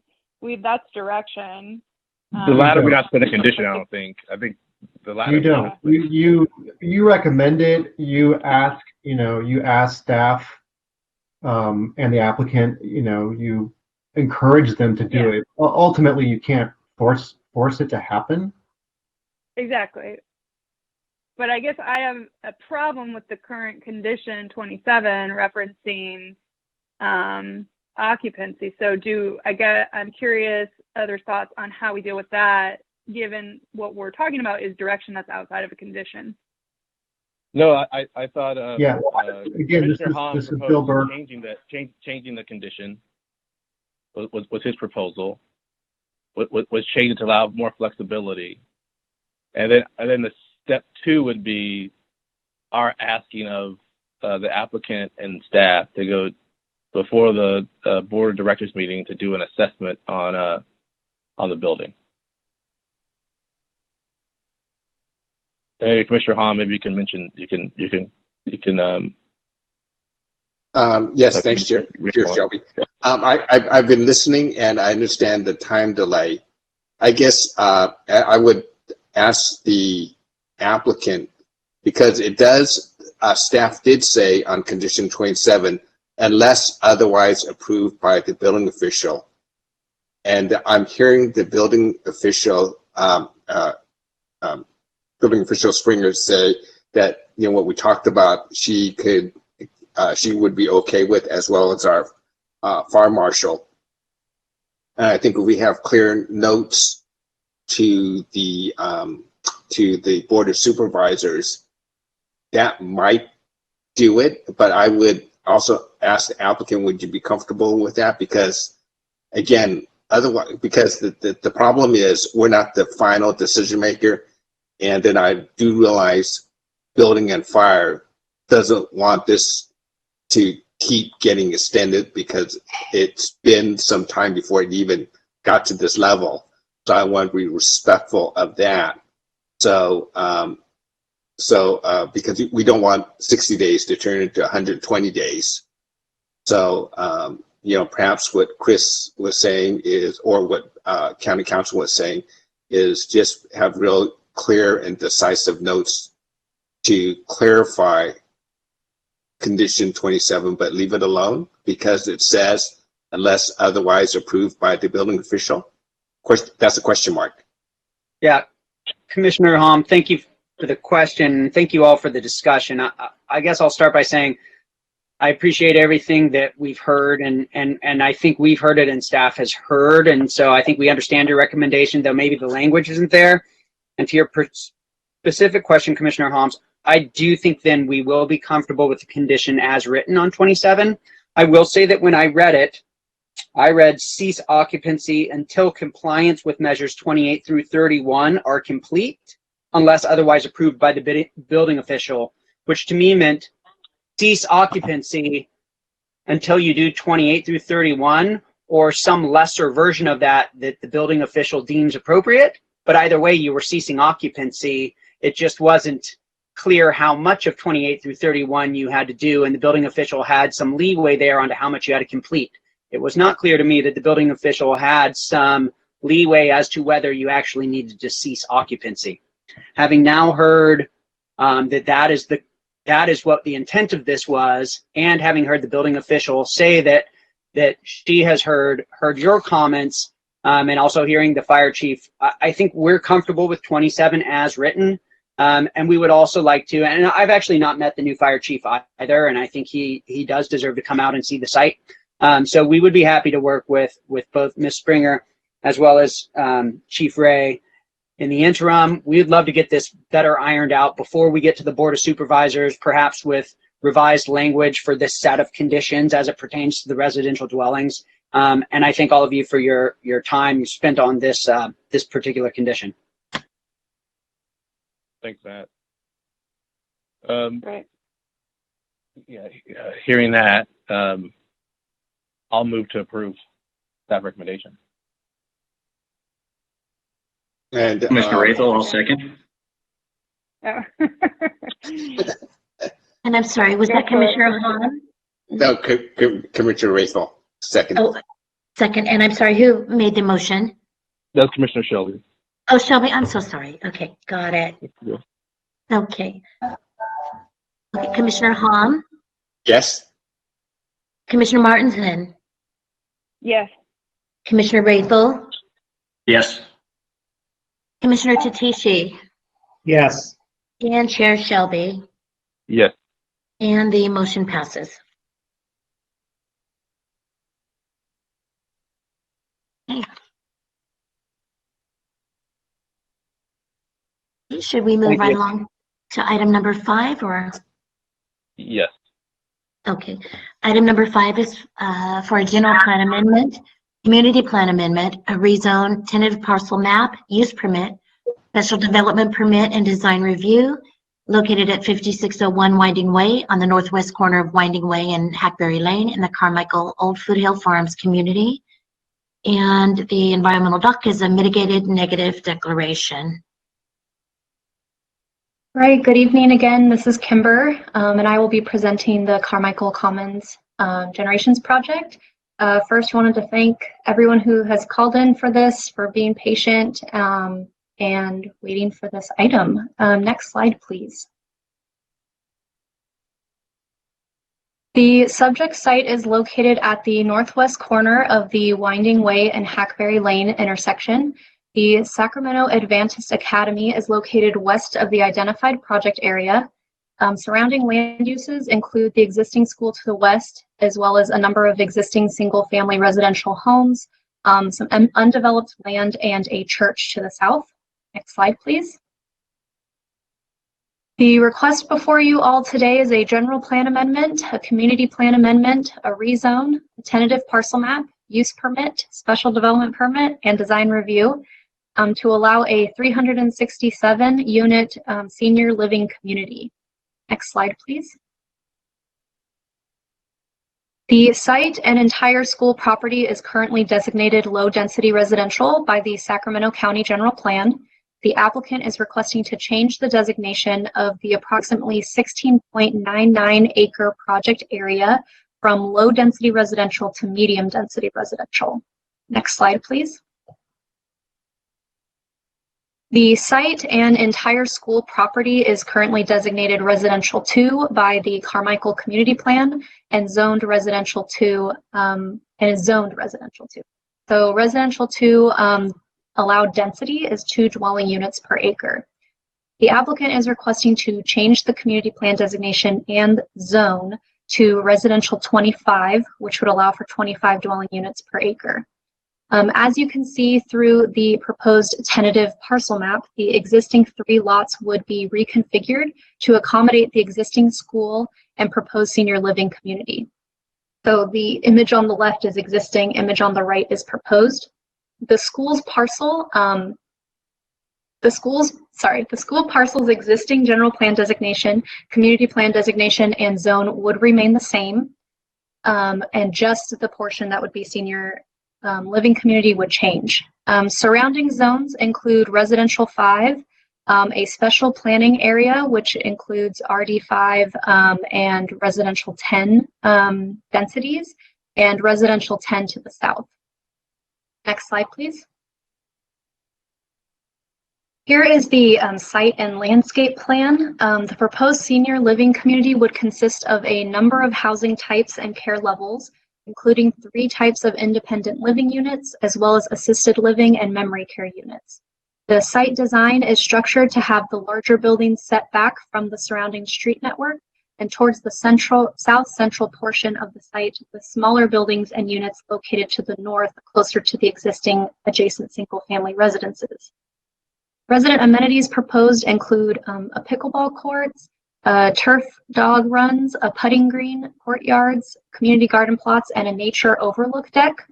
With the proposed structures and amenities, 39% of the site will be landscaped. A total of 31 existing trees are proposed to be retained, with a variety of new ground cover shrubs, and several hundred trees proposed throughout the site and along the street frontages. Fencing is proposed and required along the north and west property lines. The north property line is proposed to contain an 8-foot CMU wall to screen and buffer the senior living community from the adjacent single-family residences, with the exception of the area around an existing heritage oak tree. So it's directly north of the community garden plots. The applicant is proposing a wood fence, 8-foot tall wood fence, instead of the wall along the tree's drip line to utilize the existing post holes. The west property line, so would be shared with the school, is proposed to contain a 6-foot chain link fence to provide visual openness between the school campus and the senior living community. And that is what is being requested through the special development permit, is to have that open fencing. 3 points of vehicle access are proposed for the project, 2 on Hackberry Lane and 1 on Winding Way. The 1 on Winding Way would be emergency access, and the 2 access points on Hackberry Lane are proposed to be the primary and secondary entrances. The primary entrance would be the driveway closest to Winding Way and provides direct access to the independent living buildings. The secondary access is proposed closer to the north property line and is proposed to be right turn only out of the site. This was a request of the surrounding neighbors to discourage visitors, residents, and employees from utilizing Kiva Drive, which is located north of the property. A total of 333 vehicle parking spaces would be provided on the subject parcel. A bicycle room containing 22 bicycle parking spaces is proposed to be located in the first floor parking area of the independent living building C, and the independent living villas located along the north property line contain garages where it is presumed bicycles can be stored. Next slide, please. The applicant, as part of the request, their applicant is proposing a performing arts center. The Performing Arts Center is proposed south of the independent living buildings and north adjacent to Winding Way. The PAC is proposed to hold private events solely servicing the academy and occasionally the senior living community. No public events or leasing of the space to outside entities would be permitted at the Performing Arts Center without additional entitlements. Parking and vehicle access for the Performing Arts Center would be provided on the school's campus to the west. An outdoor plaza with benches and landscaping would also be provided between the Performing Arts Center and the parking area, and you can see the details on the right side of the slide. Next slide, please. These are the elevations. The Performing Arts Center is proposed to be 1 story and contain 470 seats. Next slide. The largest housing type proposed is the independent living units, which consist of 3 apartment buildings totaling 204 units. The buildings are all connected to the village square, which is the main reception and resident amenity area, and are interconnected to each other by breezeways. The village square faces Hackberry Lane with independent living building A to the north and buildings B and C to the south. A vehicular drop-off area would be located just outside the village square. The image on the top left shows the proposed carports, which would cover 95 parking stalls throughout the site. And the image on the bottom left shows the proposed signage, which would be located at the primary entrance off of Hackberry Lane. Next slide, please. The village square, which you will see on the middle elevation on the far right, would consist of 2 levels, with the second floor containing a bridge connection to building A to the north and building B to the south. Building B would be 4 stories and would contain 60 independent living units. That is the building to the left of the village square when you're looking at the middle elevation. The building would be 45 feet in height and would contain the same finished grade as Hackberry Lane. Building A would be a combination of 3 and 4 stories and would contain 99 independent living units. The building would be 45 feet in height and would be slightly lower than the public right-of-way on Hackberry Lane. Next slide. Building C would be 4 stories. The first story, and this is the bottom elevation shown on the screen, the first story would contain a subterranean parking garage with the top 3 stories containing 45 independent living units. Next slide. So along the north portion of the property, the applicant is proposing 3 independent living villas, so totaling 12 units. So there would be 4 units per villa, and as well as an assisted living and memory care facility, which would be located south of the villas. This facility would be for residents who need additional assistance in day-to-day activities and for patients with memory loss conditions. The facility would contain 93 assisted living bedrooms and a 50-bed memory care wing. This type of facility is defined in the zoning code as a congregate care facility and a convalescent hospital, which requires a use permit in the RD25 zone to the Board of Supervisors. The building would face Hackberry Lane and would also contain a drop-off area. Next slide. The facility would be, these are the elevations for the assisted living and memory care building. The facility would be 40 feet in height, and the highest finished grade is the east portion of the facility, which would be facing Hackberry Lane. Next slide. This means that the building would be slightly lower than the public right-of-way, with the rear of the building even lower than the front of the building. And the front of the building would be facing Hackberry Lane to the east. Next slide. These are the independent living villa elevations. Each villa contains 4 units and is 1 story in height. All 3 villas would face south, and dense landscaping is proposed behind each villa to provide additional screening from the north adjacent properties. Next slide. The independent living modular villas, or mod villas, are detached 1-story, 1-bedroom units. 8 mod villas are proposed behind the assisted living and memory care facility. The project proposes a stormwater detention basin on the northwest corner of the site to minimize impacts associated with runoff. A preliminary drainage study was reviewed and approved by the Sacramento County Department of Water Resources, and the drainage study indicated that the project would not result in adverse impacts to neighboring properties. And the photo on the right of the site plan shows the nature observation deck that would overlook the stormwater detention basin, which would be heavily landscaped. Next slide. These are renderings that the applicant has provided. The top picture is the corner of Hackberry Lane and Winding Way, looking towards the pickleball courts and the independent living buildings. And the bottom photo is Hackberry Lane looking north. Next slide. This is a rendering of the secondary site entrance and exit. This is where the right-only turn would be for people exiting the site. This also shows the independent living villas that would be along the north property line, as well as the assisted living and memory care building. Next slide. So to just reiterate, it is 367 unit senior housing community. The applicant is also proposing a performing arts center, which would serve the academy with joint programs and events. There are 3 vehicle access points, 1 on Winding Way and 2 on Hackberry Lane.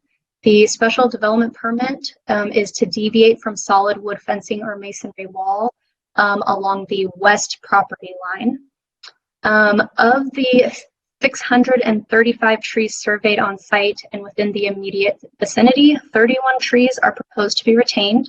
Only 2% of all the trees are considered to be in good health. And in addition to that, approximately 48 trees have grown into the space allotted by the county for the public right-of-way. And lastly, because of the proposed general plan, community plan amendments, and rezone, the final hearing authority is the Board of Supervisors. Next slide, please. An initial study and mitigated negative declaration and mitigation monitoring and reporting program was prepared for the proposed project. A number of impacts were discussed, including aesthetics, traffic, air quality, greenhouse gases, noise, hydrology and water quality, biological resources, and cultural resources. The document was released for public review on October 13th, 2020, and 27 comment letters were received, 5 of which were from outside agencies and 22 were received from individuals in the surrounding neighborhood. Next slide. The project was presented to the Design Review Advisory Committee on August 13th, 2020. The committee recommended that the board find the project not in substantial compliance with the countywide design guidelines for 3 reasons. The first, there was not enough environmental protection of the site, specifically the trees. Second, there is excessive grading and reconfiguration of natural drainage. And lastly, the proposed project is not respectful or reflective of the scale of the surrounding neighborhood. The Carmichael Oldfield Hill Farms CPAC met on August 20th, 2020, and recommended the board approve the project request with a recommendation to the applicant to consider a no left turn on Hackberry Lane and installation of an 8-foot tall wall along the north property line. Both of those recommendations were implemented by the applicant into the final project design. Next slide, please.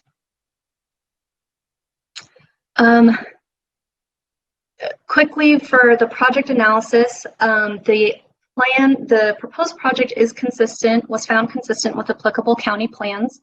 This includes general plan and community plan.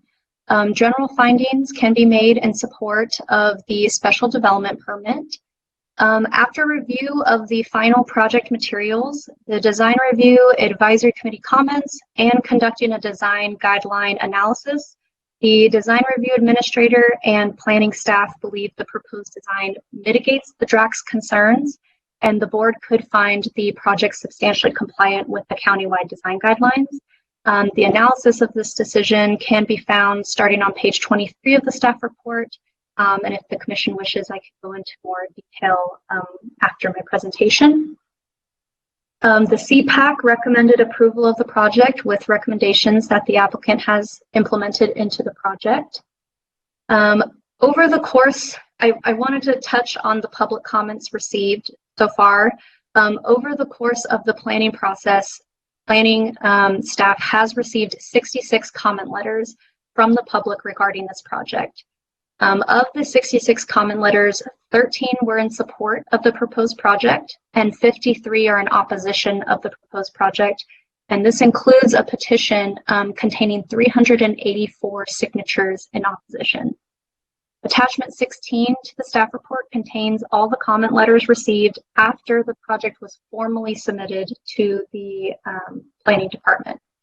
The comment letters in support are from the Sacramento Adventist Academy community, who provided the following reasons for their support of the project, including community service opportunities, part-time job opportunities for students, increase in property values, creation and opportunity for new housing, healthcare and amenities, creation of new and maintained landscaping, and improvement to on-site drainage. The comment letters received in opposition included concerns regarding the proposed screening along the north property line, neighborhood compatibility, the height and scale of the proposed buildings and project, the amount of increased traffic. There was concern about the vehicle access to the proposed development, and as well as concerns regarding the drainage, noise, potential noise, and tree removal. So as part of the project analysis, staff has identified the proposed project as a diverse housing opportunity, as the senior living community would consist of a variety of housing types and care levels with a number of resident amenities, including a performing arts center that will serve both the proposed development and the adjacent school. Next slide, please. For these reasons, and the reasons identified in the staff report, staff recommends approval of the requested entitlements subject to findings and conditions provided in attachment 2. Next slide. And before I conclude my presentation, the applicant team will be providing comments, starting with Brian Holloway, followed by Aaron Walker, and then lastly Chip Gabriel. So I will turn it over to them. So this concludes my presentation, and I am available for any questions. Yeah, we'll have questions for staff first. This is Commissioner Tatish. I have a question. Go ahead. So when with the condition of having a right turn on that secondary entrance onto Hackberry, is the condition stipulate that there has to be a, I don't know the right term for it, but in essence, a traffic barrier that compels a right turn, or just signage that says right turn only? Yeah, let me pull it up really quick. It is a Department of Transportation condition. So I believe it offers some flexibility for the applicant to work with the Department of Transportation to come up with a design for that right turn only. It's condition of approval number 38. So prior to issuance of a certificate of occupancy, driveways shall be installed pursuant to Sacramento County improvement standards and to the satisfaction of the Department of Transportation. The size, number, and location of driveways shall be pursuant to the Sacramento County improvement standards and to the satisfaction of Department of Transportation. And then there's a note that says the northerly driveway on Hackberry Lane shall be designed in such a manner as to preclude exiting vehicles from making left turn movements onto Hackberry Lane to the satisfaction of the Department of Transportation. Great. Okay. And then when it came to the kind of the 4-story nature of the building with the DRAC, ultimately did the administrator come to the conclusion that 4 stories is consistent with the design and of the neighborhood and fit, or is that still a question that's out there? I believe the design review administrator and staff have determined that the way the project is designed to mitigate the height of the buildings was appropriate. So the greater than average setbacks and the location of the 4-story buildings and the grading of the site, some of the buildings would be lower than the surrounding right-of-way. Based on those kind of design solutions that the applicant put forward, we were able to kind of come to the conclusion that the scale and height of the buildings were mitigated. If I might add as well, this is Chris Bahuli. There was quite a bit of discussion at the CPAC meeting as well about the design and the height of the building. And as commissioners know, with the CPACs, we have investigating members and members that are very familiar with the site. And they had indicated that based on the kind of topography of the site and the location of the 4-story buildings, I think that wasn't a concern or a major concern of the CPACs. Okay. Am I correct in understanding that the I guess northernmost 4-story building would be still attached to kind of those I would say southern kind of quad groups before you hit the memory care and then the villas? Is that right? Yeah, that's correct. The 4-story buildings would be south of the independent living villas and the mod villas. Okay, and then the memory care, is that a 3-story or a mix of 3 and 4? The memory care is assisted living, I guess. A mix of 2 and 3. This is Aaron, sorry. Mix of 2 and 3. Mix okay, of 2 and 3. Really, the closest that you would get on the northern side would be the 4-story building would kind of be that middle section, and you're talking about, you know, a series of buildings and villas before it would hit the northern side of the property line. That's correct? That's correct. Okay. All right, and then on the tree removal, it sounds like there's going to be a replacement plan, even though there's not necessarily a mitigation plan for a number of trees to be restored to the property? That's correct, yes. Okay. I don't have any more questions at this time, but am anxious to hear from the applicant and the public. Any questions for the commissioners?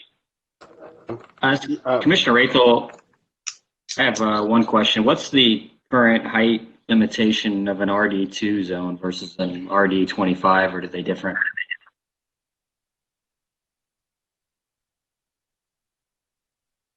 Oh, I'm not on mute. Okay. I believe the height limit in the RD2, if you just give me 1 second, is 2 stories, but let me verify that.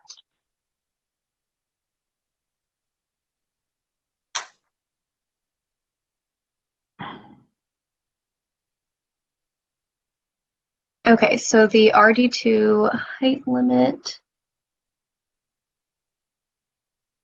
is, so it's 30 feet, which is 1 to 2 stories, and then In the RD1 through RD7 zones, the maximum height may be increased to 3 stories with the issuance of a use permit from the zoning administrator.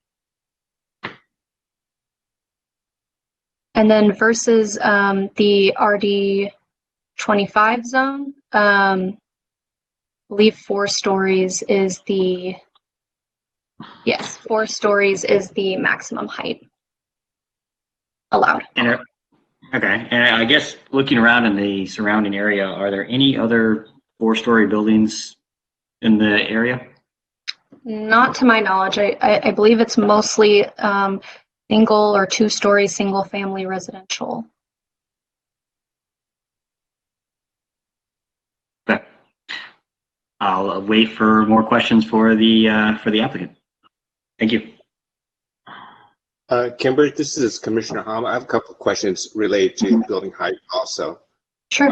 When you say the 2-story for the surrounding neighborhood, it's a limited 2-story, and you mentioned a dimension of 30 feet? Did I Yes. hear you correctly? That's Is that 30 feet from grade to plate height or grade to ridge height? I believe it is the highest point of the building. Okay. And then the next question on the current design on Hackberry, I'm going to say on the door on the southeast 4-story building over there, looking at, because I understand the topography is that the buildings are, from Hackberry, it goes down into the site. So if I'm standing on height on Hackberry, what's the ridge height of the 4-story building relative to Hackberry? So I'm going to point everyone to attachment 12 of the staff report. I believe that shows a pretty good image of the height of the proposed building at the setback it is located at versus if there were 2-story single family homes 20 feet setback from Hackberry Lane. So I don't know, maybe the applicant has the exact height measurement. I'm trying to get to that page. Yeah. What each of the staff report is it? It's attachment 12. What page? I'm scrolling through on my screen. Okay. Yeah, the page is 1,506 of the staff report.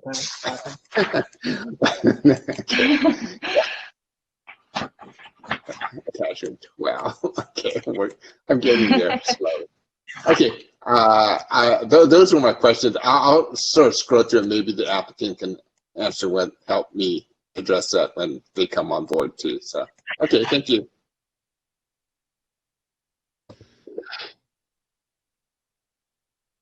All right. Any questions for staff? And we can bring the applicant forward. Okay, Chair Shelby, members of the commission, this is Brian Holloway, Holloway Land Company representing Generations. First thing I'd like to do is the entire team would like to thank our planner, Kimber, for the great job she did on this project. She took a very complex project with a little bit of controversy and really moved that project forward in a very timely manner. So we wanted to thank her for that. We have read the staff report and we agree with the CPAC's unanimous positive recommendation. We have read and agree with all of the conditions of approval, and we look forward to your deliberations. If there are no questions of me, I would like the developer, Aaron Walker, to add a few additional comments. Aaron? Yeah, thank you. Thanks, Kimber and Brian, Commission. So I'm Aaron Walker. I'm VP of Design and Development and the in-house architect for the developer, Generations. We do appreciate everyone's time tonight. I know it's running long, so for the sake of time, I'm not going to list out all those from our team that are here with us, but needless to say, if there's somebody on our team that can answer your specific questions that you might have. So we feel with this design that we're putting forth, a good faith effort to address the concerns that we've heard from the neighbors by mitigating the visual impact of our project, by exceeding those required setbacks, stepping the densest part of the project far away from Hackberry, one of the things that's hard to maybe understand looking at the existing condition is exactly, how far it is away.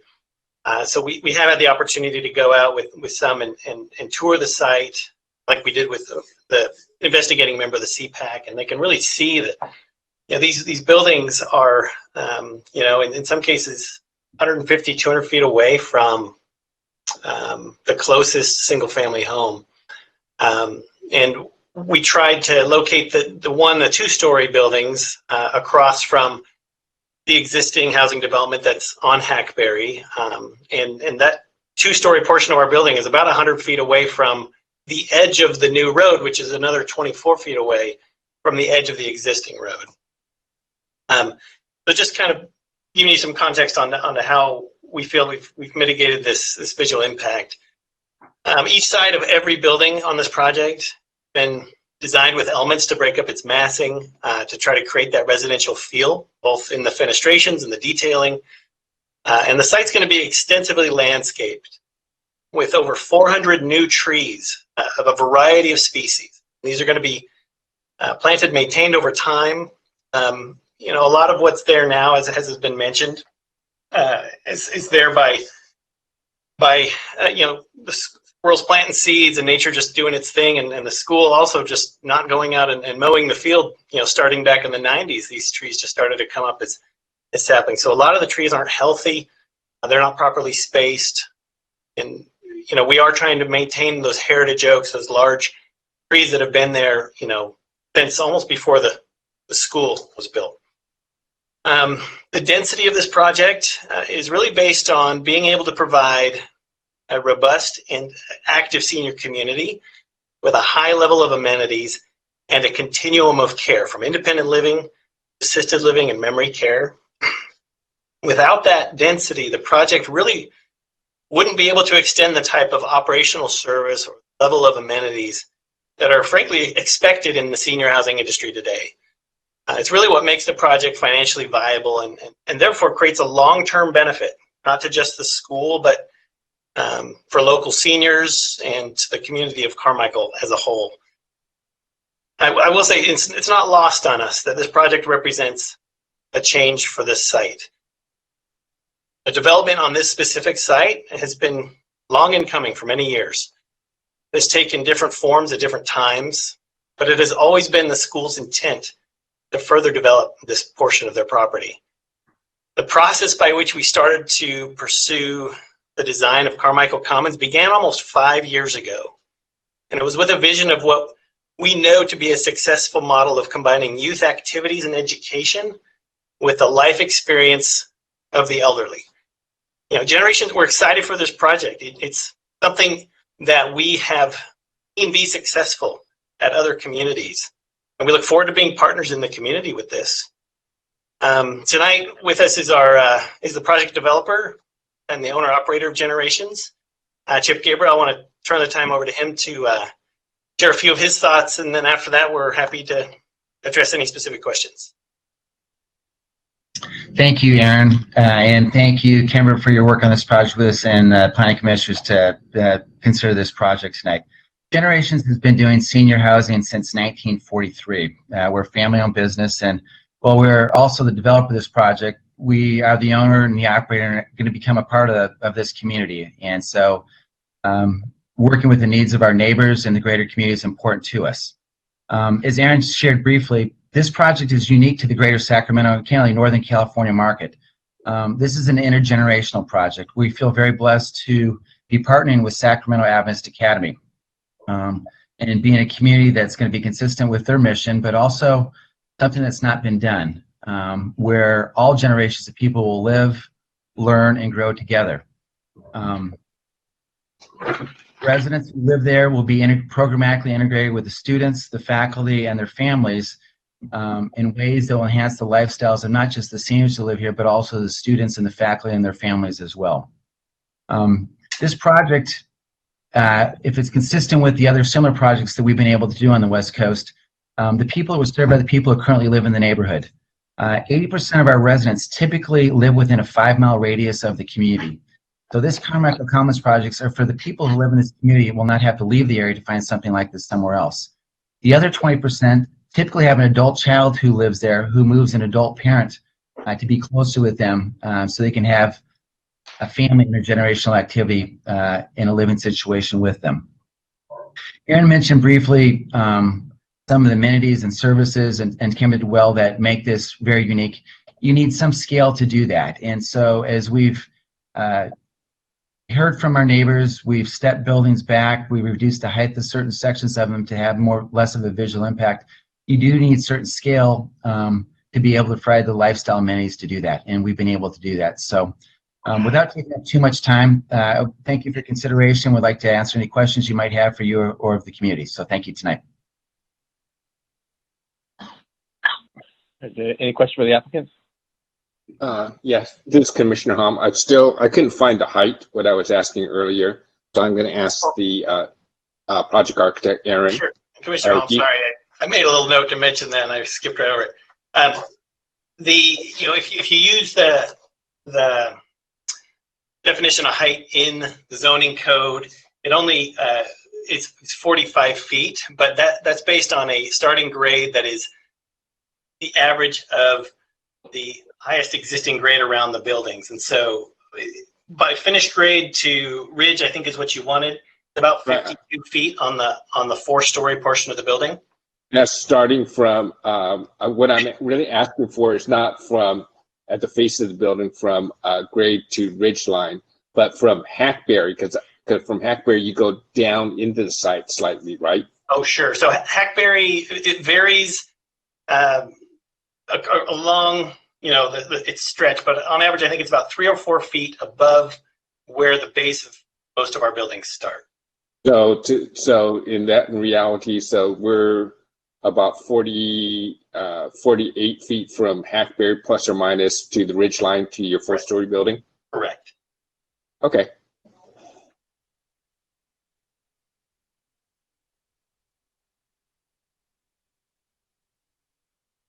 All right. Any other questions for the applicant? All right. Do you have any public comment today? Yes, we have a number of callers in queue. I think there are approximately 8. Shall we bring? Let's move on. Let's get the public comments going.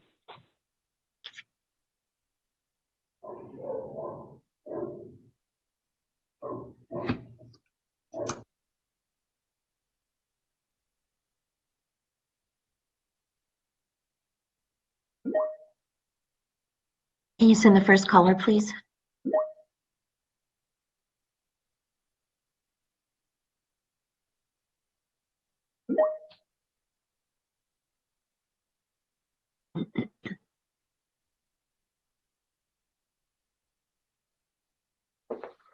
Hello, caller. You're now in the meeting. You'll have 2 minutes to make your comment, and you can start right away.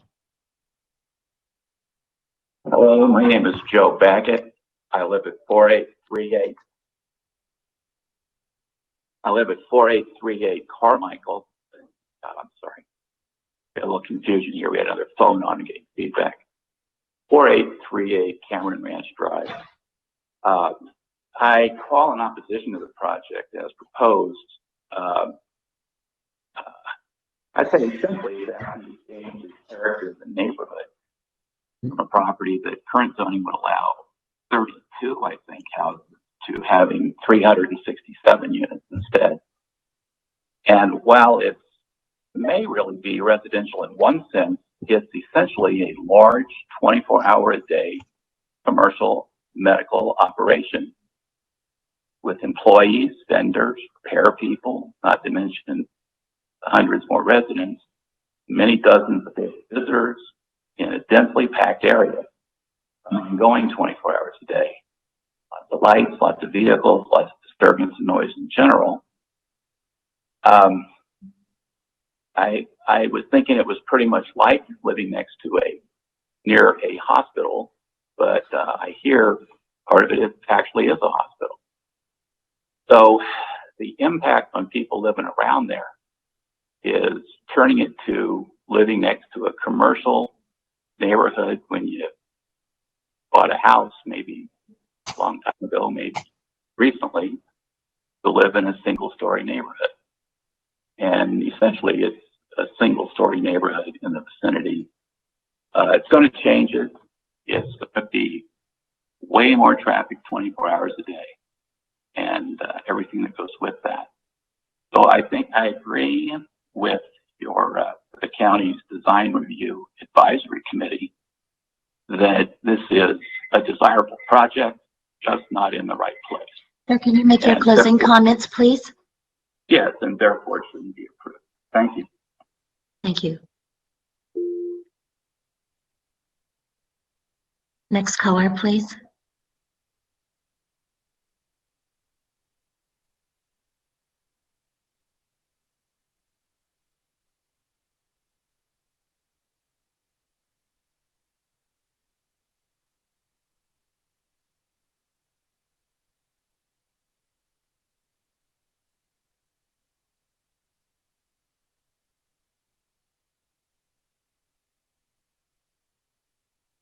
Hello, caller. You're now in the meeting. You'll have 2 minutes to make your comment. Okay, hi. I'm Dave Holmes, and I'm representing myself and my wife.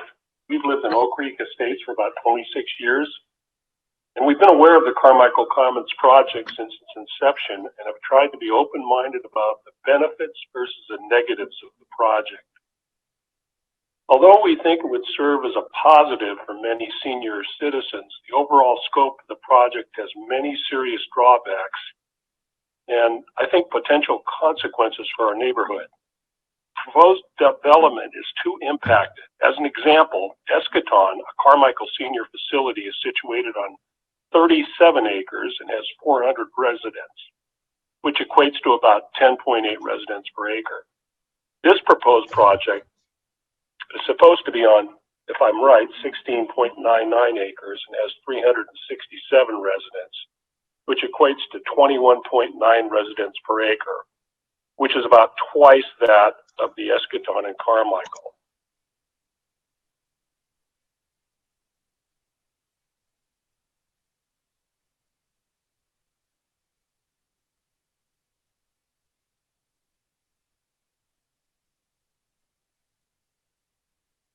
Initiatives.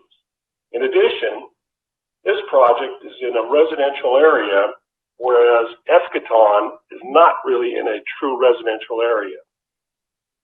There's potential safety issues for our children walking to school and or playing outside, and for our neighborhood residents and other people who walk and drive to our neighborhood. We want to keep this neighborhood one that we feel is friendly, quiet, and safe, and not one with more traffic, environmental, and noise issues. And lastly, we propose that if this project were to go forward, that it become more scaled down, the reasons is outlined above. Please reconsider the size and scope of this project and the noise pollution, safety, and environmental issues. Respectfully, Dave and Linda Holmes, residents of Oak Creek Estates. Thank you. Thank you.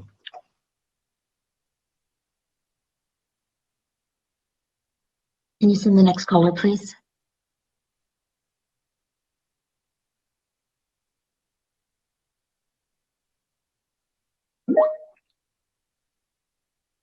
Hello, caller. You're now in the meeting. You'll have 2 minutes to make your comment. Sure. Thank you. Hello. My name is Ryan Rasmussen, alumnus, former faculty member, and currently a parent of 2 students attending Sacramento Academy. I previously lived just around the corner from the proposed project location in Foothill Farms, and I now work today in healthcare. I strongly support the Generations Village Carmichael Commons project because personally I've seen the value of intergenerational relationships.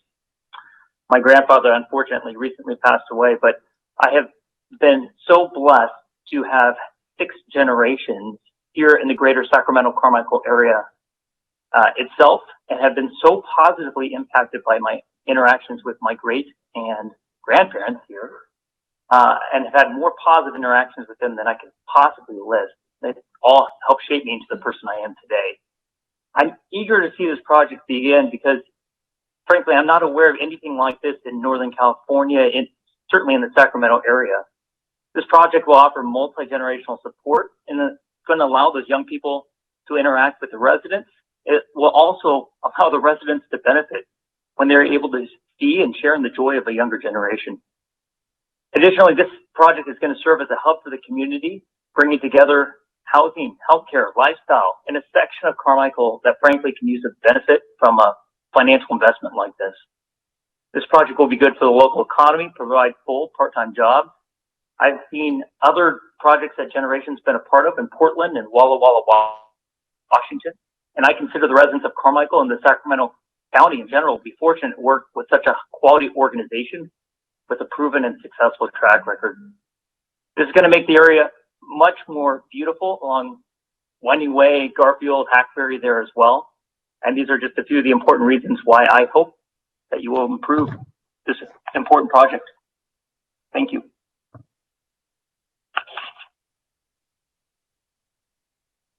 The next caller, please.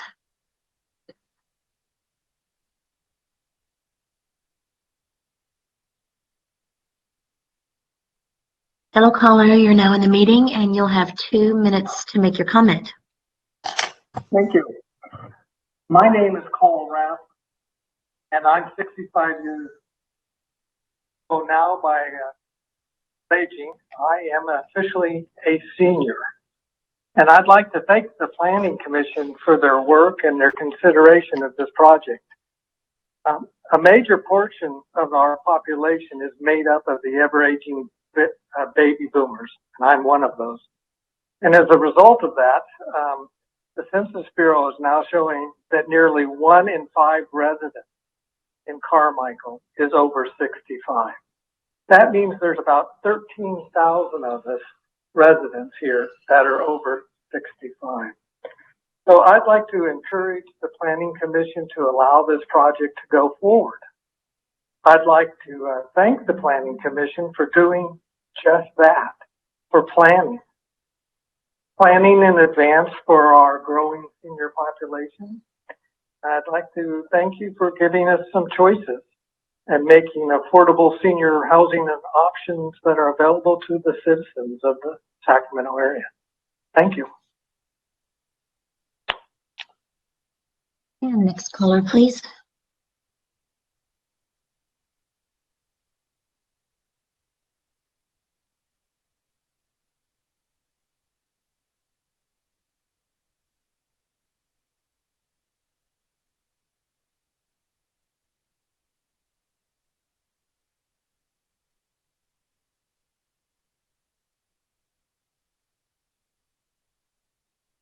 Hello, caller. You're now in the meeting, and you'll have 2 minutes to make your comment. Hi, thank you. My name is Mary Slater, and I'm a resident of Kiva Drive, just north of this proposed senior community. And I'm opposed to this development, and I'm going to explain the reasons why here. Carmichael is overbuilt when it comes to senior communities. Currently, there's at least 10 similar senior communities less than 4 miles of this proposed development. This does not include board and care homes or skilled nursing facilities in Carmichael. Also, the height of one of the buildings, as discussed earlier, is 4 stories high and being built in a neighborhood mostly of ranch-style 1-story home. A 4-story building does not fit within our area aesthetically, and I'm not excited that my home will be within view of a 4-story building as I stand looking out my front door. With the 368 residents living in the community, there's going to be a definite impact on traffic and noise in the area. And as someone mentioned previously, there are lots of children that walk along Hackberry on their way to school. And there's at least 3 elementary schools within a half mile of this development. Plus, there's the neighbors that also frequently walk up and down the streets. Also, DRAC voted against this project and found it not in substantial compliance with the countywide design guidelines.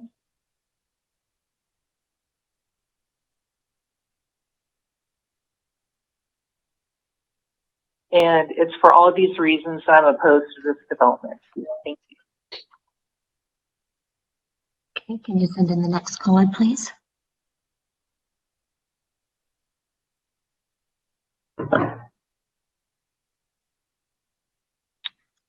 Hello, caller. You're now in the meeting. You'll have 2 minutes to make your comment.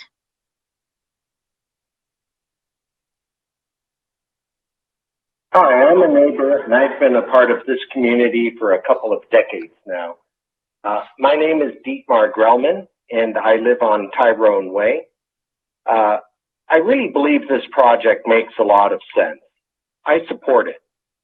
When I think of everything that could happen with this property, this project just makes a lot of sense. When I look at the way the property could be developed and the options that would happen in the future, having a project like this, I think is an improvement for Carmichael and my neighborhood. I can't think of better neighbors than senior citizens.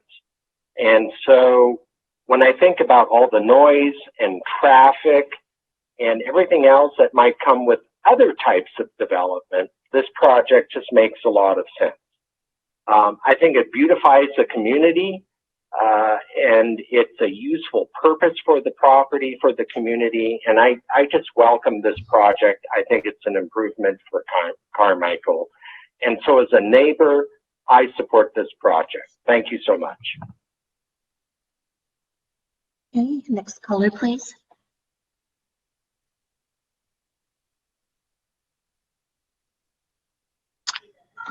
Hello, caller. You're now in the meeting, and you will have 2 minutes to make your comment.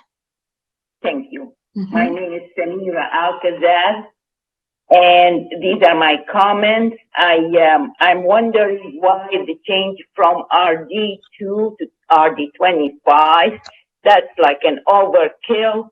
If you look at the Carmichael estate across the street from the project that we're discussing, they have R4 or RD5. It's in that neighborhood. If we can stick to that, the whole neighborhood will be happy with that decision. And even with RD4 and 5, we'll get 175 units compared to 300 or whatever. Another thing I would like you to take in consideration, the traffic situation on Garfield is going to be a one big mess. If you go on Garfield from Winding to Marietta, you will notice it's 3 memorials. One on Winding and Garfield, a fatal accident that happened sometime, maybe a year, 2, 3, I don't know. One, the fatal one, 2 people were killed making a left turn on Kiva just about 2 years ago, and that is on Kiva and Garfield. And you have Marietta and Garfield, cars have gone through the backyard into the house, demolished the kitchen in the past year. We'd like to have that in consideration. It is getting dangerous there. You add 300 more units there, or more, 400 I think you're saying. And that would be a slaughterhouse there. Another thing which is little disturbing to me is that you're taking in consideration the comments of the parents of the students who are going to the Seventh-day Adventist. Understandably, the school needs more funds. So all schools do. All our schools do need more funds. And to do that, sacrificing the character of my neighborhood adjacent to that project is a sin. It should not be allowed. It's going to be at the expense of all of us who are living on Hackberry, on Kiva, on Nicorra, and the adjacent areas past Garfield. Yes, ma'am. Can you please make your closing comment? And that is all what I wanted to see, and I have included it in the email which I sent to 3 of you. And I really wish you can take that in consideration. Thank you so very much. Next caller, please.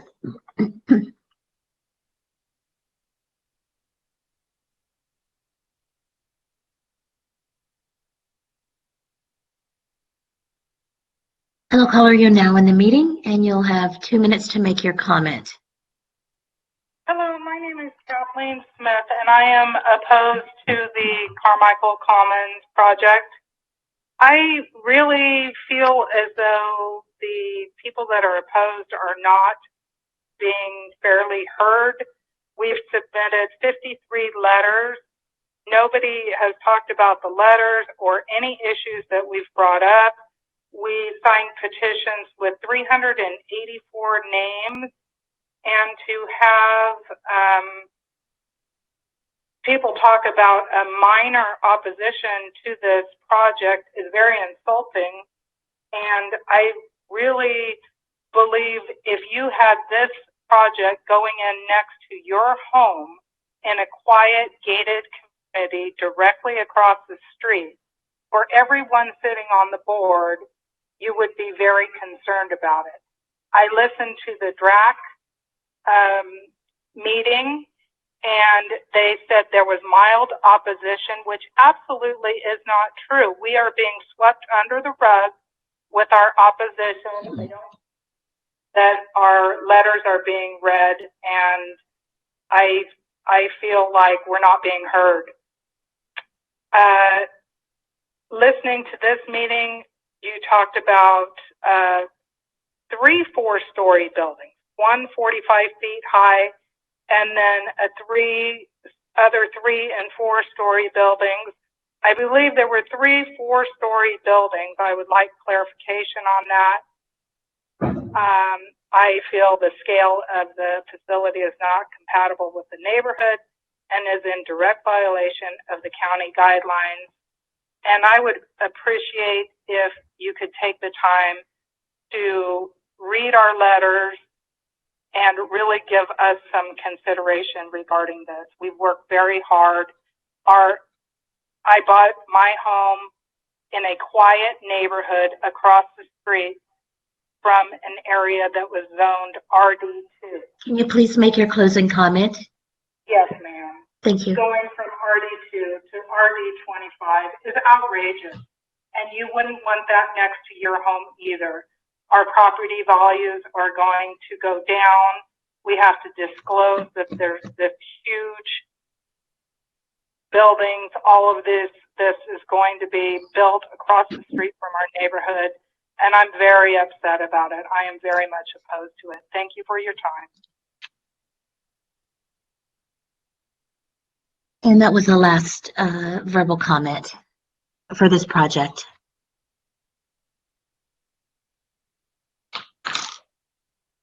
All right. Thank everyone for their comments.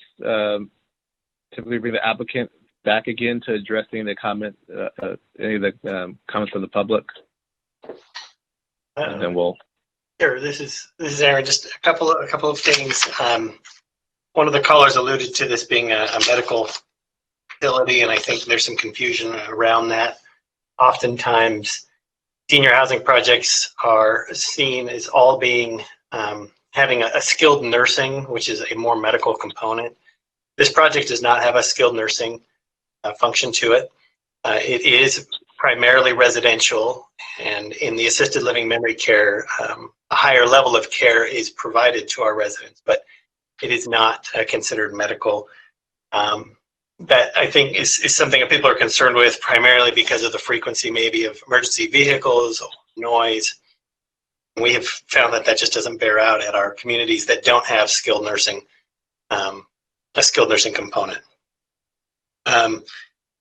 There have been several comments again about the building height, and there may be some confusion around that. It is really right there in the plans, and I know there's a lot of information. I think of that handout that went out, almost 1,000 pages of it were for this project, but essentially the 2 southerlymost buildings are 4-story buildings. One of those has a parking garage on the ground floor. That is included in those 4 stories. So in other words, it's parking garage with 3 residential floors above it. The Village Square is next. That's 2 stories. Then the T-shaped building, which is right in the middle of the site. The easterly portion of that is 4 stories, but the portion closest to Hackberry has been reduced to 3 stories. And then there's a road, and then there's the assisted living. So the assisted living building is 2 stories, closest to Hackberry. And as the grade goes down towards the back, there's 2 wings that come out the back of that building. So this would be the west side of the assisted living building. One of those wings goes up a floor, and then one wing goes down a floor. So those 3-story wings are 250 feet away from and behind a 2-story building and behind parking and landscaping from the existing single-family homes on Hackberry. And then as discussed before, everything else, the mod villas and the 4-plex villas, those are all 1-story buildings. And the setbacks on those are very similar to the setbacks in any existing residential neighborhood. Again, if the listeners have the chance to view the exhibits that we have put forth showing that, if it were a single-family home development across the street where 2-story homes were allowed and those 2-story homes were permitted to be within 20 feet of the front yard setback, the visual impact of that versus a 2-story building that is 125 feet from the existing edge of road is pretty striking. I mean, distance goes a long way to mitigating that height. But unless there's something else specifically that you wanted me to address in their comments, I think I'll leave it at that. Okay. All right, we'll close the public comment section. Before we do that, can we have the clerk tell us how many comments were received prior to this meeting? I believe the last I saw was 41, but I just want to verify that. This is Kimber. Yeah. Who is that? Yes, Kimber, give me just one moment, please. Let me see what the last count was on that. Bear with me.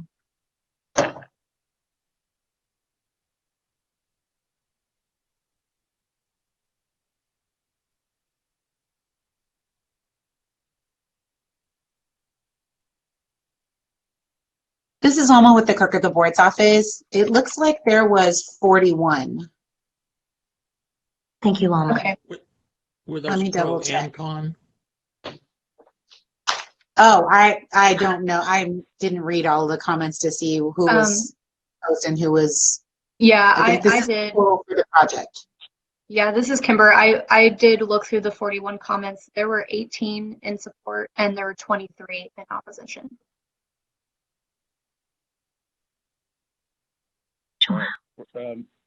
We're going to close the public comment section this time.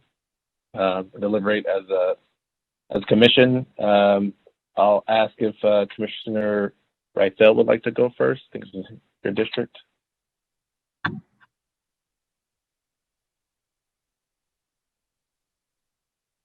I believe this is in the wrong Supervisor Peters' district. It's in my district, but this Commissioner. Sorry. That's okay. You start first.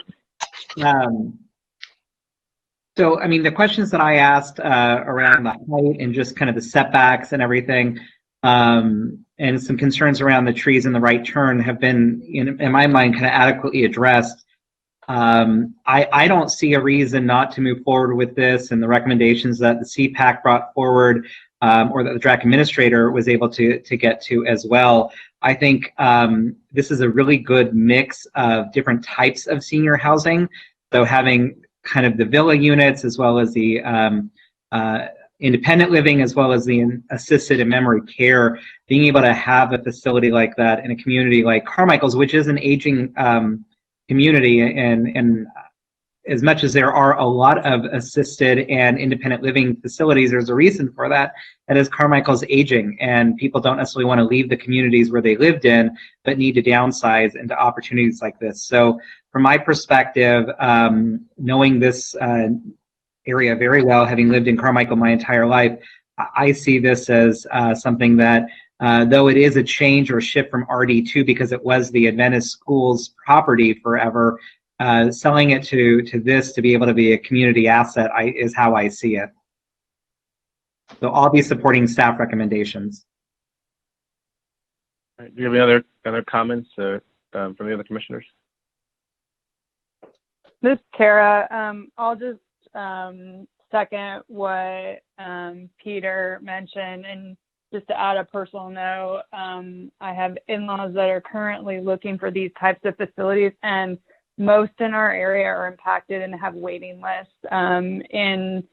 We do have an aging population and a housing issue with that segment of the population as well. And so I do also appreciate the mix of types of units. I think that's really appropriate and suits the needs of all of our community, and happy to support this project tonight.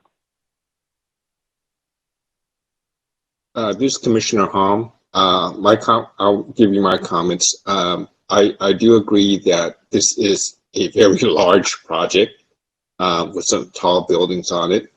But if you look at how the buildings are set back, relative to open space, the individual, single family homes, and the use of the architecture, it'd be one thing if these were 4 stories, flat faced, and just boxes looming out on the street. That I could say I wouldn't have supported that.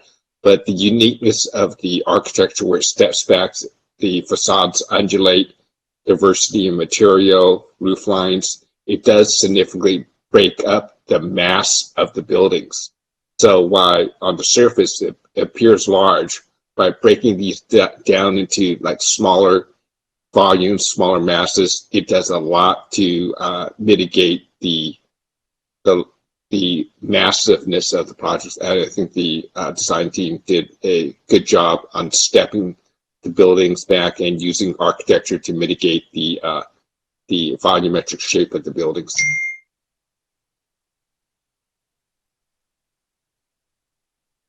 This is Commissioner Rathel. I'm generally supportive of the project. I do think 4 stories is too large for the surrounding community, especially being that there's available space that could have been used on the offset parcel for the Performing Arts Center, which seems like it's being mainly used by the school. So I struggle to really justify the extra height that seems out of character for the neighborhood when we're adding on extra amenities for the school on the same site. So that's where I'm really struggling to come to terms with it, with the change in height really from the previous zoning. I think 3 stories would have been a better choice for this project. I do appreciate the efforts of the applicant in order to push it back and to lower the level, but I just don't see that you can make the finding that this is respectful or reflective of the scale of the surrounding neighborhood. All right, and I largely agree with Commissioner Tishi's assessments as well. I think the diversity in housing it's a major need. Understand that it is a significant change, but I think that the positives for this development far outweigh the negative benefits, the negative aspects. With that, you can entertain a motion. This is Commissioner Tatishi. I would move to approve staff recommendations.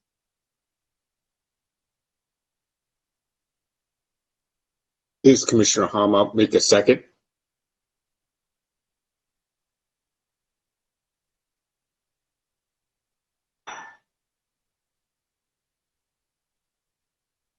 Commissioner Hom? Yes, I'll second Commissioner Tatishi's motion. Yes, and I think calling for vote now, Commissioner Hom. So your vote is yes on this motion, correct? Okay. Commissioner Martinson? Yes. Commissioner Rathel? No. Commissioner Tatishi? Yes. And Chair Shelby? Yes. Did we get And Commissioner Hom's vote, by the way? I didn't know if we heard that one. Do we need it? I'll say yes. Okay, perfect. Thank you for the clarification. And the motion does pass. Thank you.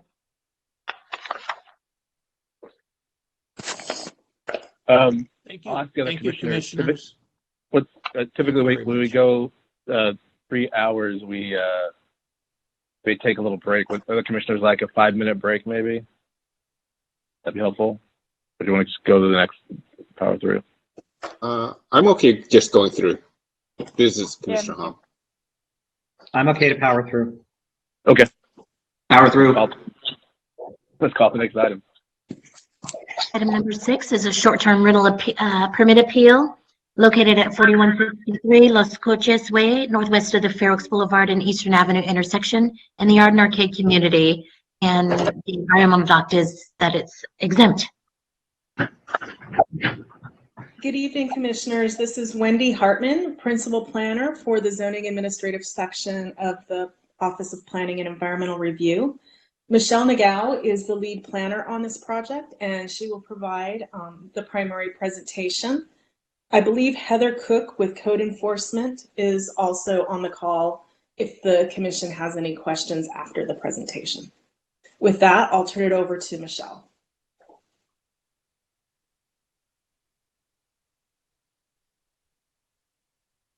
And real quick, this question for Bill. Do we have to, we're not operating as the Board of Zoning Appeals. Do we need to make any notifications on that, or?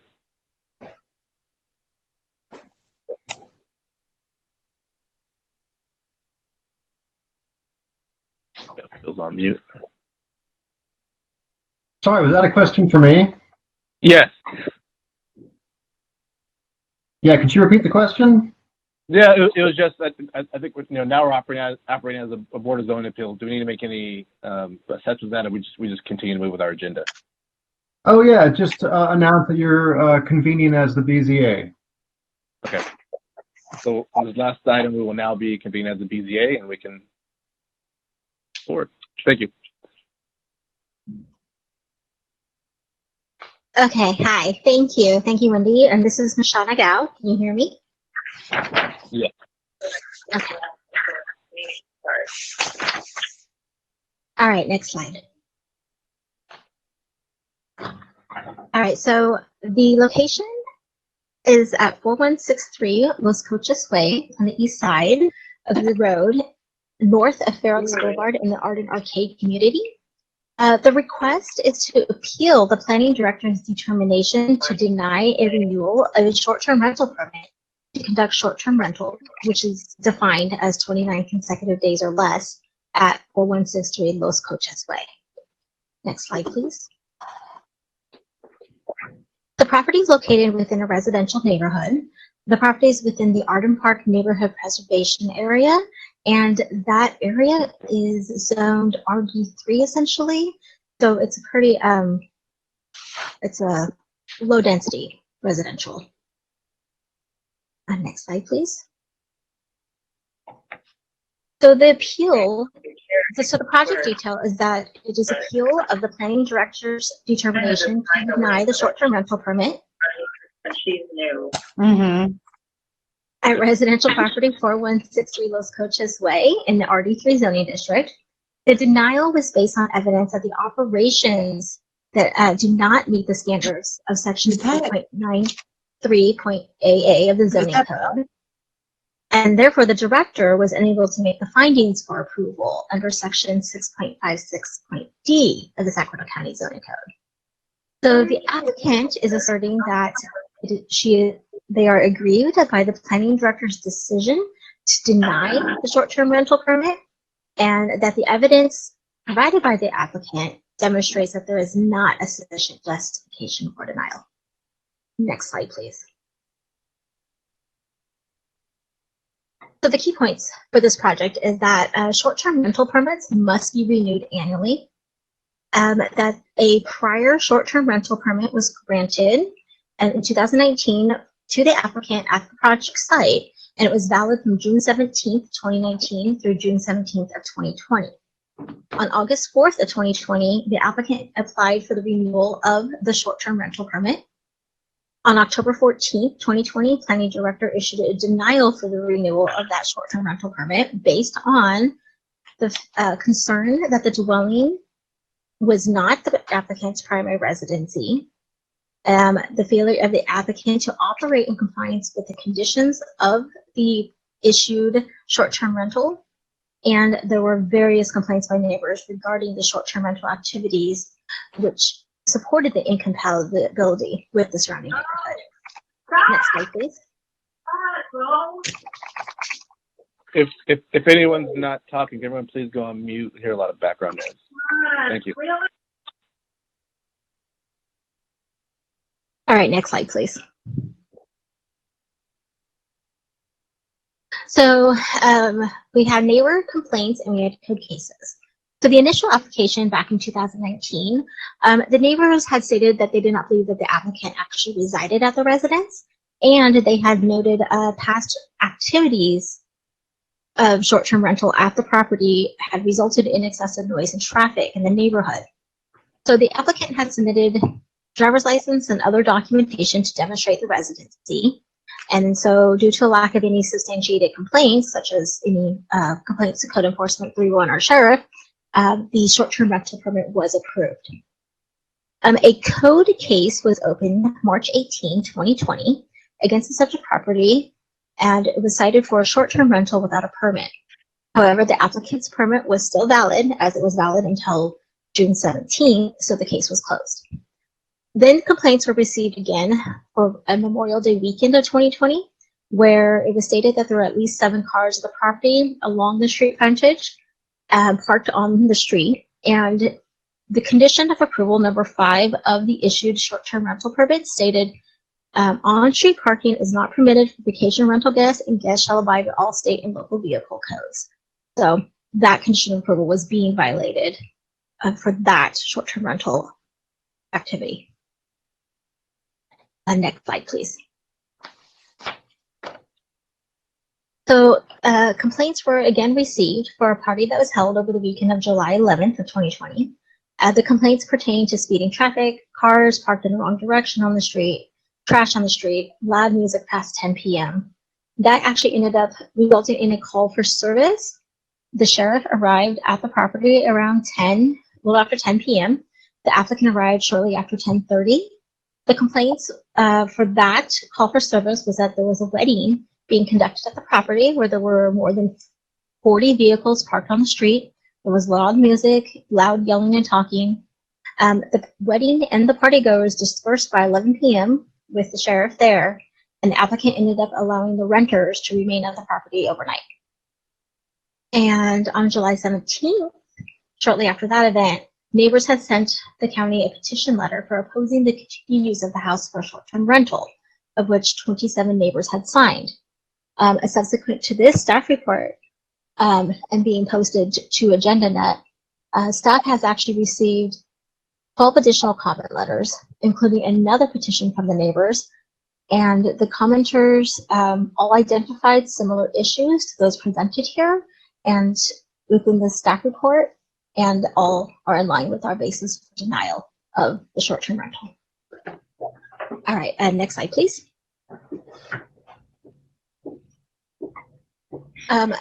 The code case was opened in July 2021 for a short-term rental. This case was prompted due to complaints received by 311 from neighbors. The applicant was informed that the prior vacation rental permit had expired on June 17th. So then the applicant applied for renewal of that short-term rental permit on August 4th. That request was denied on October 14th. Next slide, please.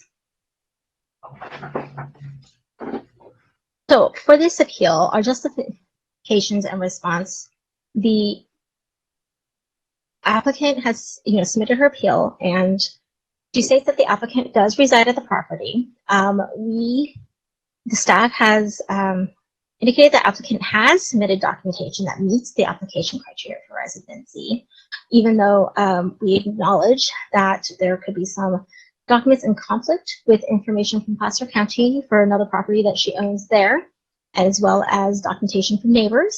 But the applicant did submit the required material and the required documentation, and we understand that it does not demonstrate residency beyond a reasonable doubt. The residency, though, was not the primary reason for denial. Next slide, please. The applicant indicates that the appeal should not be penalized. She should not be penalized for a wedding, as another neighbor held a wedding. There were no record of complaints for the other wedding, and the July wedding event was was not the only complaint for large parties occurring at the property as a result of short-term rental activities. The applicant also indicates that a lot of those complaints are coming from one neighbor and that neighbor is racist. And staff has actually received many complaints from multiple neighbors, not just one, and also along with a petition signed by 27 neighbors. Next slide, please. For recommendations, staff denial is based on the ongoing complaints from neighbors that resulted in 2 code enforcement cases, and where one of those instances actually required sheriff's involvement or assistance. The denial is also based on the fact that the operation of the short-term rental has not been in compliance with the conditions of approval from the 2019, and it has been causing a neighborhood has been causing a neighborhood nuisance. Staff recommends that the Board of Zoning Appeal uphold the planning director's denial for the short-term rental permit for 4163 Los Coches Way and deny the applicant's appeal. Next slide. And that concludes our presentation. And I have Wendy Hartman here to help me answer questions. Any questions for the staff?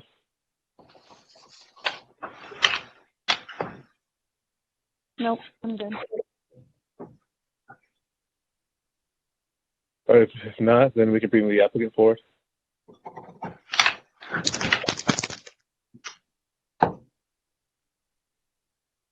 This is William Moore on behalf of the applicant.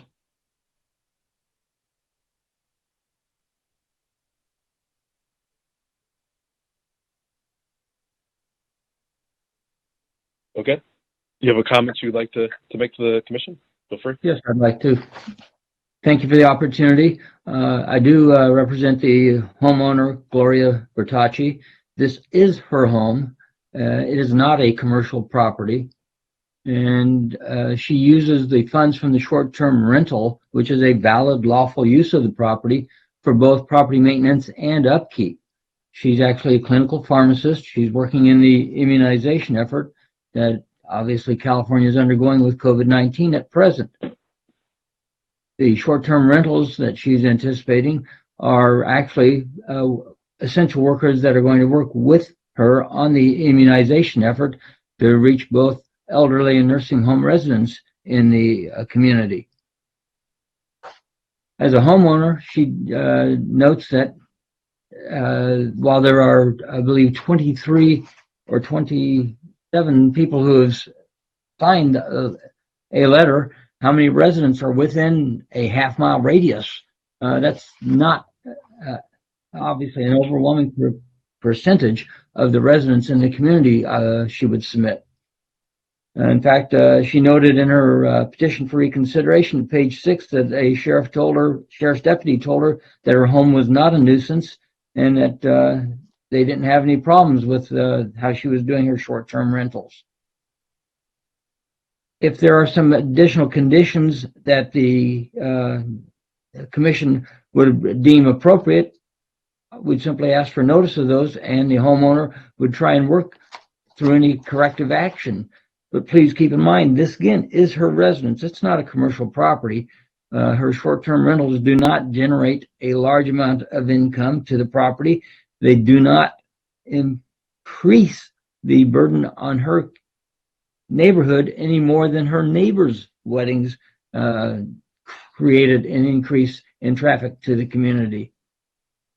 It's, again, given the realities of COVID-19, it's difficult for any homeowner to obtain both business and license and permits, but she has done her best to do that.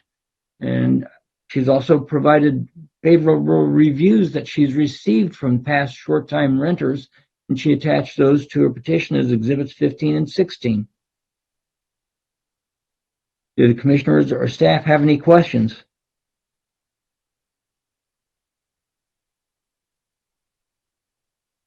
Do you have any questions for the commissioners?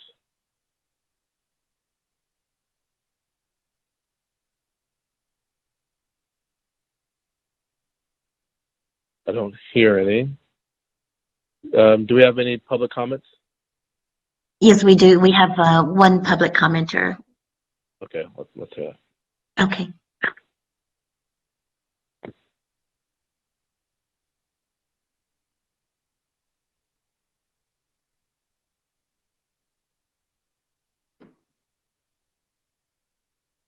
Hello, caller. You're now in the meeting and you will have 2 minutes to make your comment.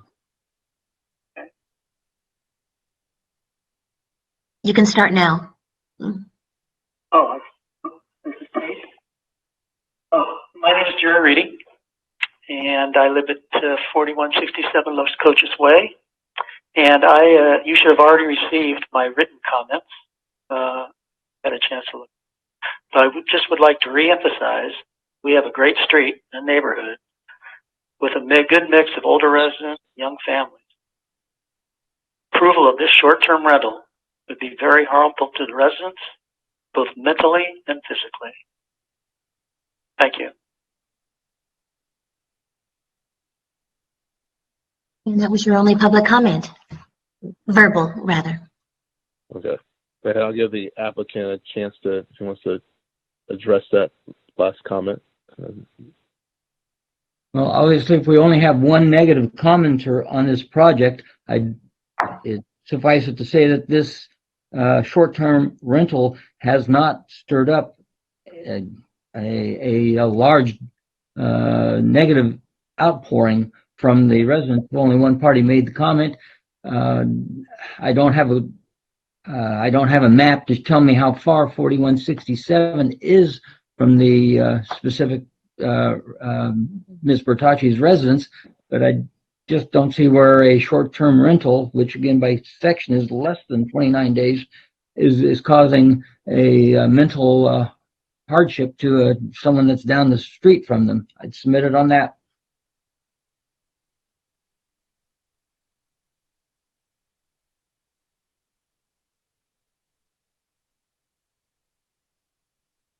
All right, we will close the public comment section. Any comments from the commissioners? Open up, see who wants to go first. This is Sarah. I guess I'll go first. You know, the effort to introduce short-term rentals into residential neighborhoods, I think, you know, came with some trepidation amongst a lot of folks out there. It is a good opportunity for additional income for folks, but it's changing really like the purpose of neighborhoods to begin with. But we all entered into this together with the thought that folks had to abide by the rules, and clearly I don't think this resident has, and I think staff has made their case, and so I'm prepared to deny the appeal. This is Commissioner Tatishi. I would concur with Commissioner Martinson on her statement around all of this and what staff has presented.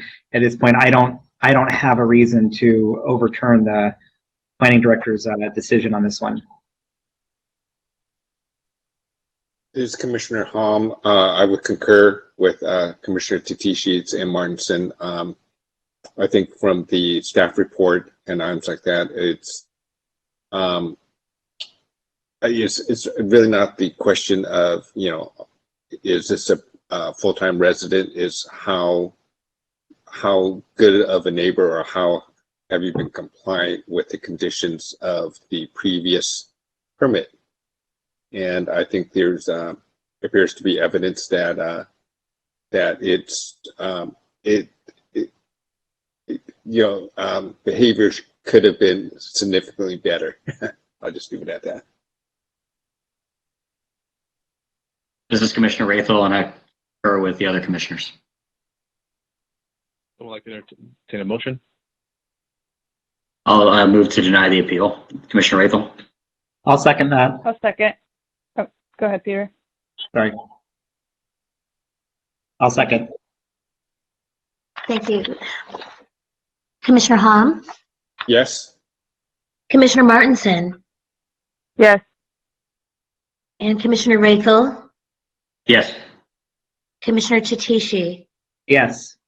And Chair Shelby? Yes. And the motion passes.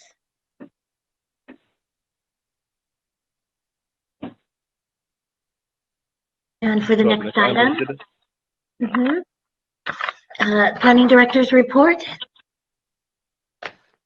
Just a really quick report, keeping the Planning Commission updated on things going to the Board of Supervisors. This evening, you approved or recommended approval of the Wild Hawk 9 Unit 9 map. The Unit 10 map, which the Planning Commission recommended approval a few months ago, is on to the Board of Supervisors, will be considered tomorrow, as well as the Aerojet Special Planning Area Amendment. That ordinance will also be heard tomorrow, and that's the extent of the update.